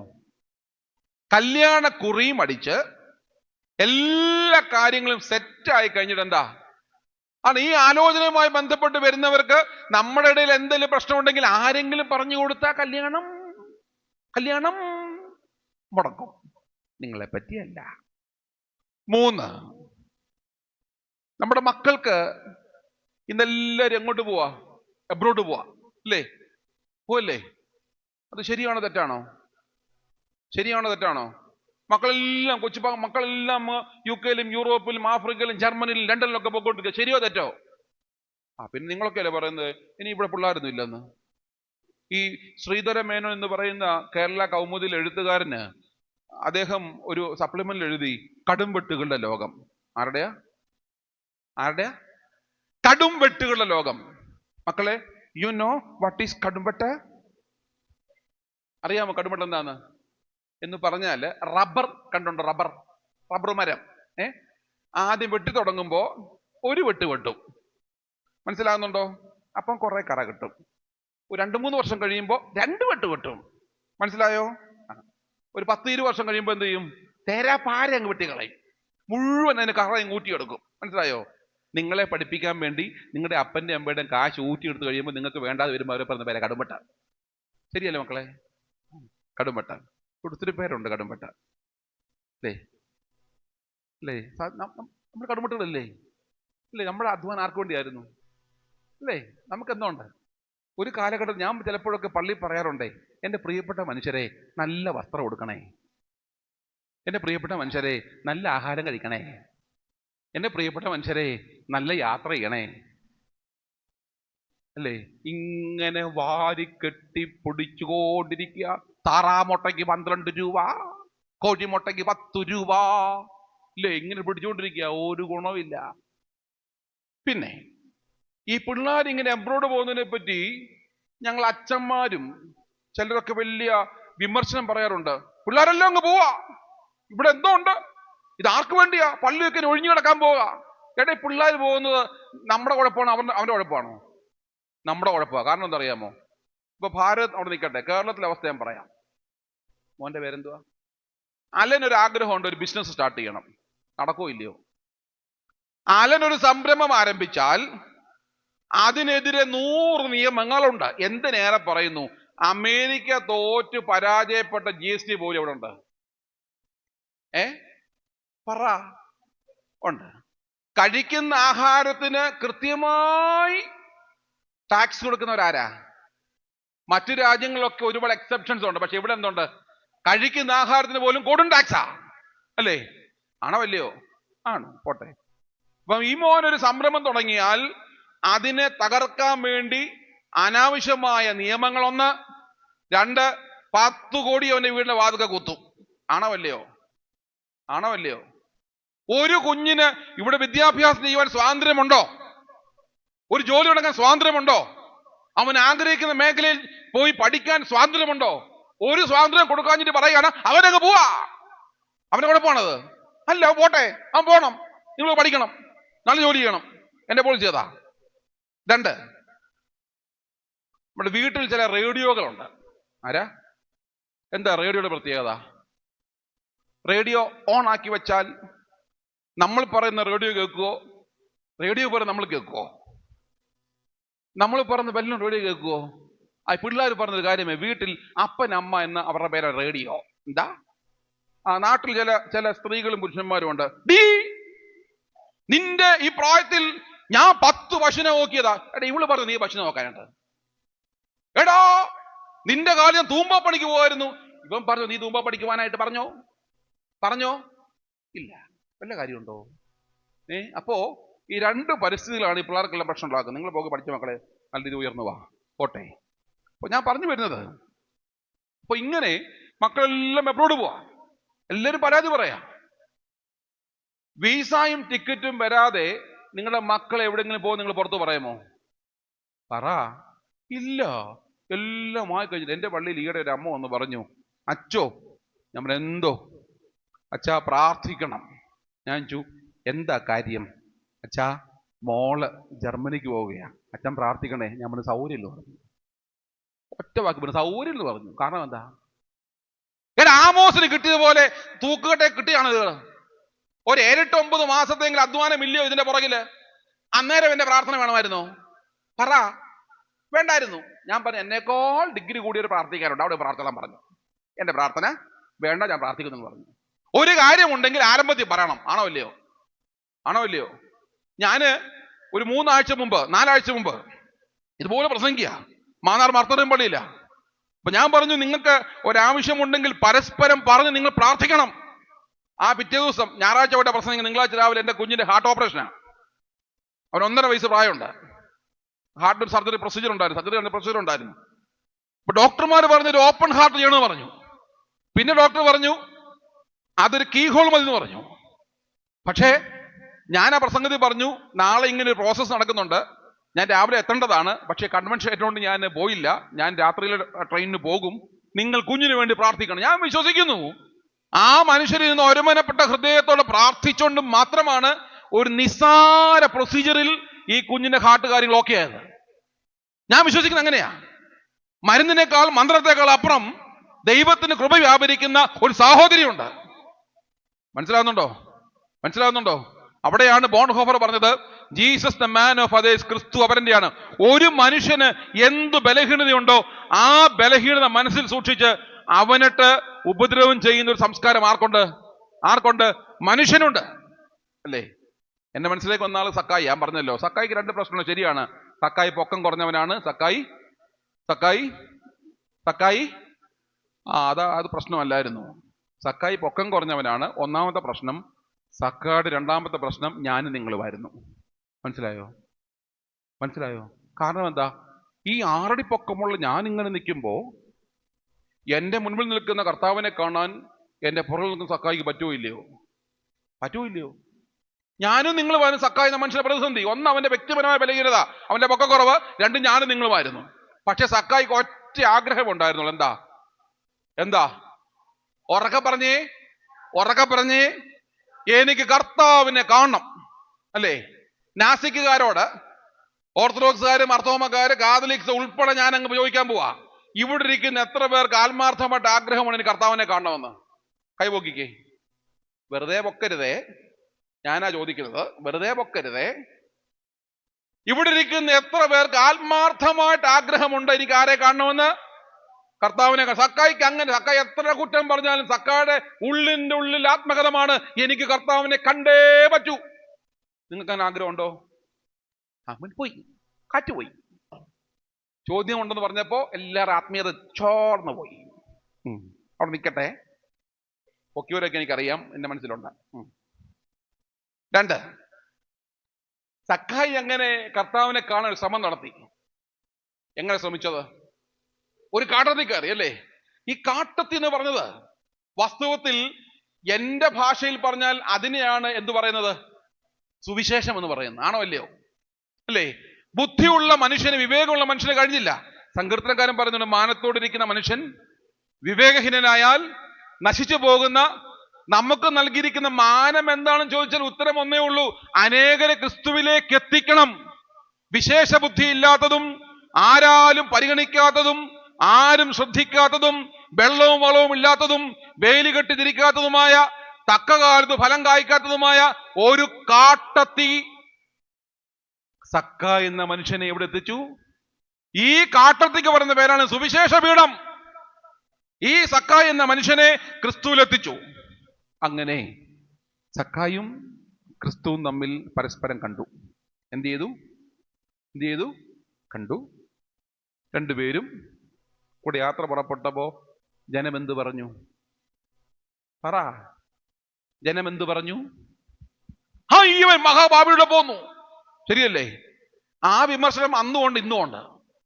ബന്ധങ്ങൾ തകർക്കുവാൻ ഒരു മനുഷ്യനിൽ വിമർശനങ്ങൾ ശക്തമായിട്ടുണ്ട്, അല്ലേ? എനിക്കൊരു ഇന്ന് ഉച്ചയ്ക്ക് അച്ഛൻ പറഞ്ഞപ്പോൾ ഞാൻ ആ സംഭവം ഓർത്ത്. എനിക്കൊരു വാട്സാപ്പ് ഗ്രൂപ്പ് ഉണ്ടായിരുന്നു, ഞാൻ ആരംഭിച്ചതാണ്. മക്കളില്ലാത്ത ദമ്പതികളുടെ വാട്സാപ്പ് ഗ്രൂപ്പായിരുന്നു. കുറേ ഫാമിലി ഉണ്ടായിരുന്നു. ഞങ്ങൾ മൂന്നാറിൽ, ഞാൻ അധ്യക്ഷനാണ്, എൻ്റെ പ്രസിഡന്റ് മെത്രാപ്പൊളിത്ത. അപ്പോൾ ഞങ്ങൾ മൂന്നാറിൽ ഞങ്ങളെല്ലാം ഒരുമിച്ച് കൂടി, മക്കളില്ലാത്ത ദമ്പതികൾ ഒരുമിച്ച് കൂടി. 260 പേരോടുണ്ടായിരുന്നു. എന്ത് രസമായിരുന്നു. ഞാൻ പറഞ്ഞു സ്വർഗം എവിടെയെന്ന് ചോദിച്ചു അവരോട്. അവർ ഒത്തിരി അഭിപ്രായം പറഞ്ഞു. അവരെ സ്വർഗം എവിടെ? ഞാൻ പറഞ്ഞു സ്വർഗം നമ്മളിലാന്ന് പറഞ്ഞു. എവിടാ? എന്താ കാര്യം? സ്വർഗം എവിടാ? ഇവിടെ ഇരിക്കുന്നവരെന്ന് പറഞ്ഞേ, നമ്മൾ ആരെ കൊണ്ടാ കൂടുതൽ കരയുന്നേ? നാണമില്ലാതെ പറ. മക്കളെ കൊണ്ടാ? മക്കളില്ലാത്തവർക്ക് കരച്ചിലുണ്ടോ? ഉണ്ടോ? ഇല്ല. ഇപ്പൊ സ്വർഗം എവിടാ? ഞാൻ പറഞ്ഞു പ്രിയപ്പെട്ടവരെ, നമ്മളില്ല. എവിടാ? നമ്മളില്ല. അതുകൊണ്ടാ കർത്താവ് പറഞ്ഞ പ്രസവിക്കാത്തവളും മുല കുടിപ്പിക്കാത്തവളും ഭാഗ്യവതി. അങ്ങനെ ഞങ്ങൾ മൂന്നാറിൽ മീറ്റിംഗ് കൂടിയാ. അപ്പൊ അതിൽ പരിചയപ്പെട്ട ഒരാളെ വീട്ടിൽ ഞാൻ പോയിട്ട് വർത്തമാനമൊക്കെ പറഞ്ഞ് ഞാൻ ചോദിച്ചു, അച്ചായന് പള്ളിയിൽ ആക്റ്റീവാണോ? ഉടനെ അവിടുത്തെ ആന്റി പറഞ്ഞു, അല്ല അച്ഛാ, അല്ല. ഞാൻ ചോദിച്ചു, പള്ളി പോകാറില്ലേ? ഇല്ല അച്ഛാ. 15 വർഷത്തോളമായി പള്ളിയിൽ പോയിട്ട്, ഇടവപ്പള്ളിയിൽ. ഞാൻ ചോദിച്ചു, കാര്യം എന്താ? അവർക്ക് ഉത്തരവൊന്നുമില്ല. ഞാൻ ചോദിച്ചു, അച്ഛൻ ട്രസ്റ്റി ആയിരുന്നോ? അല്ല. സെക്രട്ടറി ആയിരുന്നോ? അല്ല. കമ്മിറ്റിക്കാരനോ? അല്ല. പെരുന്നാൾ കൺവീനറോ? അല്ല. ആശാ കൺവീനറോ? അല്ല. പിന്നെന്താ പോകാത്തത്? അവരൊരു അച്ഛാ, പള്ളി പോയ കുറേയേറെ ചോദ്യത്തിന് ഉത്തരം പറയേണ്ടി വരും. അതുകൊണ്ട് ഒന്നീ പാലിയേക്കര പള്ളിയിലോ അല്ല പരുമല പള്ളിയിലോ 1ാമത്തെ കുർബാനയ്ക്ക് പോയി പള്ളി കൊടുക്കേണ്ട എല്ലാം കൊടുക്കും, പക്ഷെ പള്ളി പോകാറില്ല. അല്ലേ? ഈ മനുഷ്യൻ പറഞ്ഞത്, ഞങ്ങൾ പള്ളിയിൽ ചെന്നാൽ കുറേയേറെ ചോദ്യം കേൾക്കേണ്ടി വരും. സക്കായി ക്രിസ്തുവുമായി ഒരുമിച്ച് പോയപ്പോ ചോദിച്ച അതേ ചോദ്യങ്ങൾ കേൾക്കേണ്ടി വരും. ഈ മനുഷ്യരോട് ചോദിക്കുന്ന ചോദ്യം ഇതാണ്. ഇവന് മക്കൾ ഉണ്ടാവില്ല എന്നറിഞ്ഞിട്ടും ബോധപൂർവം ചോദിക്കുന്ന 1ാമത്തെ ചോദ്യം ഇതാണ്. എന്താ? ഇതുവരെ വിശേഷമൊന്നും ആയില്ലയോ? അവന്റെ ബലഹീനതയിൽ ചൂഴ്ന്നു നോക്കുകയാണ്. ഇതുവരെ വിശേഷമൊന്നും ആയില്ലയോ? 2ാമത് ചോദിക്കുന്ന ചോദ്യം ഇതാണ്. നിങ്ങൾക്ക് മക്കളില്ലാത്തത് കൊണ്ട് വീട്ടിൽ എന്തെങ്കിലും പ്രശ്നമുണ്ടോ? എന്തോ ഒരു ആകാംക്ഷയാ. എന്തെങ്കിലും പ്രശ്നമുണ്ടോ? 3ാമത് ചോദിക്കുകയാണ്, ഇപ്പോൾ എന്തെങ്കിലും ട്രീറ്റ്മെന്റിന് പോകുന്നുണ്ടോ? 4ാമത് ചോദിക്കുകയാണ്, ദാ ഇന്നടത്തൊരു ഡോക്ടറുണ്ട്, അവിടെ പോയി കാണിച്ചാൽ നിങ്ങൾക്ക് എന്തുണ്ടാകും? പിള്ളേരുണ്ടാകും. 5ാമത് പറയുകയാണ്, ദാ ഇന്നടത്തൊരു പ്രാർത്ഥനയുണ്ട്, അവിടെ പോയാൽ എന്ത് കിട്ടും? കൊച്ചിനെ കിട്ടും. അവസാനം പറയും, നിങ്ങൾ ആരെയും കൊണ്ടെങ്കിലും നോക്കിക്കണേ, നിങ്ങളുടെ വീട്ടിൽ എന്തേലും ദോഷം കാണും. അതുകൊണ്ടായിരിക്കും ആ ഇടി പൊട്ടിക്കുന്ന ദൈവത്തിന് വെടി പൊട്ടിക്കുക. മനസ്സിലായോ? അപ്പൊ ഇങ്ങനെ നിശിതമായ വിമർശനങ്ങളുള്ള സമൂഹത്തിൽ ഒരു ബന്ധവും നിലനിൽക്കില്ല. പക്ഷേ സക്കായി എന്ന മനുഷ്യൻ ക്രിസ്തുവുമായി അനുരാഗപ്പെട്ടു പോകുമ്പോ അവിടെ വിമർശനങ്ങൾക്ക് വല്ല കാര്യം ഉണ്ടായിരുന്നോ? പറ. രാവിലെ പാടിയില്ലേ, കഷ്ടനഷ്ടമേറി വന്നാൽ ഭാഗ്യവാനായി തീരുന്നു ഞാൻ. സക്കായിക്ക് ഒരു പ്രശ്നമില്ല. സക്കായി അങ്ങ് പോയി കർത്താവിനെ കൊണ്ട്. അവിടെ ചെന്നു, ഭക്ഷണമൊക്കെ കഴിച്ച് കർത്താവുമായിട്ട് വർത്തമാനം പറഞ്ഞപ്പോ സക്കായി കർത്താവിനോട് 143 പറഞ്ഞു. എന്താ മക്ക 143? എന്താ 143? ഇത്രയും വിശുദ്ധരായ കുഞ്ഞുങ്ങളോ ഈ നാട്ടിലോ? അതേണ്ടേ 80 അമ്മച്ചി പറഞ്ഞു ഐ ലവ് യു എന്ന്. അമ്മച്ചിയുടെ അച്ഛൻ എന്ത് ചെയ്യേ? ഐ ലവ് യു എന്ന്. കണ്ടോ? 80 വയസ്സിലെ പിള്ളേർക്ക് അറിയത്തില്ല. എന്റെ കർത്താവേ, കാലം പോയ പോക്കേ. 143 ഐ ലവ് യു. മനസ്സിലായില്ലേ? സക്കായും പറഞ്ഞു, എനിക്ക് നിന്നോട് എന്താണ്? സ്നേഹമാണ്. ആ സ്നേഹം കണ്ട് സുറിയാനിയിലെ ഏനോ ഹൂബോ ആസോ. കേട്ടോ? ഏനോ ഹൂബോ ആസോ പഠിച്ചോണം കേട്ടോ. പണ്ടൊരു സിനിമയ്ക്കകത്ത് ഉണ്ടായിരുന്നല്ലോ, ഏതാ? പോട്ടെ, പറയുന്നില്ല. അപ്പോ സക്കായിക്ക് അങ്ങോട്ട് സ്നേഹം കൂടിയിട്ടേ സക്കായി ഒറ്റ പ്രഖ്യാപനം നടത്തി. എന്താ പറഞ്ഞത്? പറ. എന്റെ വസ്തുവകകളെല്ലാം വിറ്റ് ഞാൻ സമ്പാദിച്ച 4 മടങ്ങ് പറ. കർത്താവിനെ കാണാൻ ഇഷ്ടമുള്ള കൈവക്കിക്കേ. ഒക്കെ കർത്താവിനെ കാണാൻ അച്ചായൻ മാത്രമുണ്ട്, 2 പേരുണ്ട്. എന്നാൽ കർത്താവിനെ കാണണമെങ്കിൽ ഇന്നെല്ലാം വിറ്റ് കൊടുക്കണം. പറ്റുമോ? പറ്റത്തില്ല. അതാ പറഞ്ഞത്, കർത്താവിൽ എന്റെ വിശ്വാസം, കീശയിൽ എന്റെ ആശ്വാസം. മനസ്സിലായോ? നമ്മുടെ ആത്മീയത എങ്ങനെയാ? കർത്താവിൽ വിശ്വാസവും കീശയിൽ ആശ്വാസവും. മനസ്സിലാകുന്നുണ്ടോ? ആ കർത്താവിനെ കാണാൻ ആഗ്രഹം ഉണ്ടെങ്കിൽ ഇന്ന് വിറ്റ് കൊടുത്തോ. ആര് വരും? ആന്റി ആര് വരും? കർത്താവ് വരും, ഭർത്താവ് ഇറക്കി വിടരുത് കേട്ടോ, അത് ഓർത്തോണം. അപ്പോ നമ്മുടെ ആത്മീയത ഇങ്ങനെയാണ്. അപ്പോ സക്കായിക്ക് വലിയ ആഗ്രഹമായി, കർത്താവിനെ കണ്ടു, എല്ലാം വിറ്റ് കൊടുക്കാന്ന് പറഞ്ഞു. നമ്മുടെ കർത്താവ് ഒരു ഡയലോഗ് അടിച്ചു. എന്താ പറഞ്ഞത്? ഉറക്കപ്പറ. ഇവനും അബ്രഹാമിന്റെ മകനാകയാൽ രക്ഷയുണ്ടായി അല്ലേ? മക്കളുടെ പേരെന്തുവാ? ജുവല അല്ലേ? ആ കർത്താവ് പറഞ്ഞു ഇവൻ അബ്രഹാമിന്റെ മകനാകയാൽ. ഇപ്പൊ ഈ ജുവല് പറയാണേ, ഈ നിൽക്കുന്ന ഷിബോച്ചൻ എൻ്റെ അമ്മാച്ചനാണ്, എൻ്റെ ഉപ്പാപ്പനാണെന്ന് പറഞ്ഞാൽ ജുവലിന്റെ കോളർ ഒന്ന് പൊങ്ങും അല്ലേ? പൊങ്ങും ഇല്ലയോ? പൊങ്ങും അല്ലേ? പക്ഷെ സക്കായും പ്രതീക്ഷ അങ്ങനെ ആയിരിക്കത്തില്ലേ? വാസ്തവത്തിൽ കർത്താവ് എന്താ പറയേണ്ടത്? ഈ സക്കായി എൻ്റെ മകനെന്ന് പറയണ്ടായിരുന്നു. കർത്താവ് എന്താ പറഞ്ഞു? വെല്ലോന്റെ മോനാണ്. ആരുടെയാ? എന്തിനാ കർത്താവ് അങ്ങനെ പറഞ്ഞത്? ഇവൻ വെല്ലോന്റെ മോനാന്ന് പറഞ്ഞത്. ഇവൻ എന്റെ മോനാന്ന് കർത്താവ് പറയണമായിരുന്നു. അവിടെയാണ് ഇത്രയും വിമർശനങ്ങളും കേട്ട് വന്ന സക്കായിക്ക് ഒരു വില ഉണ്ടാവുന്നത്. ശരിയല്ലേ? ശരിയല്ലേ? എന്തിനാ കർത്താവ് അങ്ങനെ പറഞ്ഞത്? അബ്രഹാം ആരാണ്? വിശ്വാസികളുടെ പിതാവാണ്. അസൈൻമെന്റ് ആണ്, കണ്ടുപിടിച്ചാണ് അബ്രഹാമിനെ പറ്റി പറയുന്നത്. ഉൽപ്പത്തി പുസ്തകം മുതൽ വെളിപ്പാട് പുസ്തകം വരെ വായിക്കുമ്പോ അബ്രഹാമിനെ പോലെ ഒരു മനുഷ്യൻ ഉണ്ടായിട്ടില്ല. എന്താ കാരണം അറിയാമോ? അബ്രഹാമിന് അനുഗ്രഹം കൊടുക്കുന്ന ഭാഗമൊക്കെ വായിച്ചോണം. ഇടത്തോട്ട് പോയാൽ കിട്ടും, വലത്തോട്ട് പോയാൽ കിട്ടും, നക്ഷത്രങ്ങളെ പോലെ മണൽത്തരികളെ പോലെ പെരുകുമെന്നൊക്കെ കൊടുത്തിട്ടുണ്ടല്ലേ. പക്ഷേ വേദപുസ്തകത്തിൽ ഒരു മനുഷ്യനെ പറ്റി മാത്രം പറഞ്ഞ ഒരേ ഒരു അനുഗ്രഹമുണ്ട്. അബ്രഹാമേ, നീ എനിക്കൊരനുഗ്രഹമായിരിക്കും. ആർക്ക്? ദൈവത്തിന് അനുഗ്രഹമായി തീർന്ന വേദപുസ്തകത്തിൽ ഏക മനുഷ്യനാര്? അബ്രഹാം. സാധാരണ ദൈവമെല്ലാവരും അനുഗ്രഹിക്കുകയാണ്, പക്ഷേ ദൈവത്തിന് അനുഗ്രഹമായി തീർന്ന വേദപുസ്തകത്തിലെ ഏക മനുഷ്യനാണ് അബ്രഹാം. അതുകൊണ്ട് ഇവിടെ കർത്താവും പറഞ്ഞത് തന്നെയാണ്, ഇവൻ അബ്രഹാമിന്റെ മകനാണെന്ന് പറഞ്ഞാൽ ഇവൻ ആരുടെ മകനാ? ഇവൻ ദൈവത്തിന് അനുഗ്രഹമായി തീർന്ന അബ്രഹാമിന്റെ മകനാണ്. സോ ഇവനും ദൈവത്തിന് അനുഗ്രഹമായി തീർന്നവനാണ്. ആ ഒരു അണ്ടർസ്റ്റാൻഡിംഗ് കർത്താവ് പറഞ്ഞത്. ഇവൻ അബ്രഹാമിന്റെ മകനാകയാൽ ഇന്ന് ഈ വീടിന് രക്ഷയുണ്ടായി. വീടുവാശിക്ക് ഭാവം വായിക്കുന്നല്ലേ അല്ലേ? മനസ്സിലാകുന്നുണ്ടോ? അതുകൊണ്ട് ബന്ധങ്ങളുടെ മനോഹരമായ തലങ്ങളിലേക്ക് നമ്മുടെ ജീവിതങ്ങളെ കൊണ്ടുവരുവാൻ ദൈവം സഹായിക്കട്ടെ എന്ന് മാത്രം പ്രാർത്ഥിക്കുന്നു. ഈ ഭാഗത്തിന്റെ തുടർച്ച നാളെ ഉണ്ടായിരിക്കും. നാളെ പുതിയ പ്രസംഗമായിരിക്കത്തില്ല. ഇതിന്റെ ബാക്കി 2 മണിക്കൂർ പറയാനിരിക്കുകയാണ്. ഇത്രയും പേര് കുറയരുത്, ഇത്രയും പേര് കുറയരുത്. ഇത്രയും പേരുടെ കൂടെ ആരും ഉണ്ടാവണം? ഒരാളെയും കൂട്ടിക്കൊണ്ടുവരണം. നാളെ നമ്മുടെ പരിസരം നിറയണം. ദൈവം എല്ലാവരെയും അനുഗ്രഹിക്കട്ടെ. നല്ല ബന്ധങ്ങൾ സംജാതമാകുന്ന ജീവിതതലങ്ങളിലേക്ക് നമുക്ക് ഉയരാം. ഇന്ന് മുതൽ വീട്ടിൽ പോയി പ്രാർത്ഥിക്കണം. കർത്താവേ, ഞാൻ സൂക്ഷിച്ചിരിക്കുന്ന ബന്ധങ്ങൾ ഏത് തരത്തിലാണ് എന്നുള്ള ഒരാത്മപരിശോധനയ്ക്ക് ഈ ദിവസങ്ങൾ ഇടയാവട്ടെ എന്ന് പ്രാർത്ഥിക്കുന്നു, ആശംസിക്കുന്നു.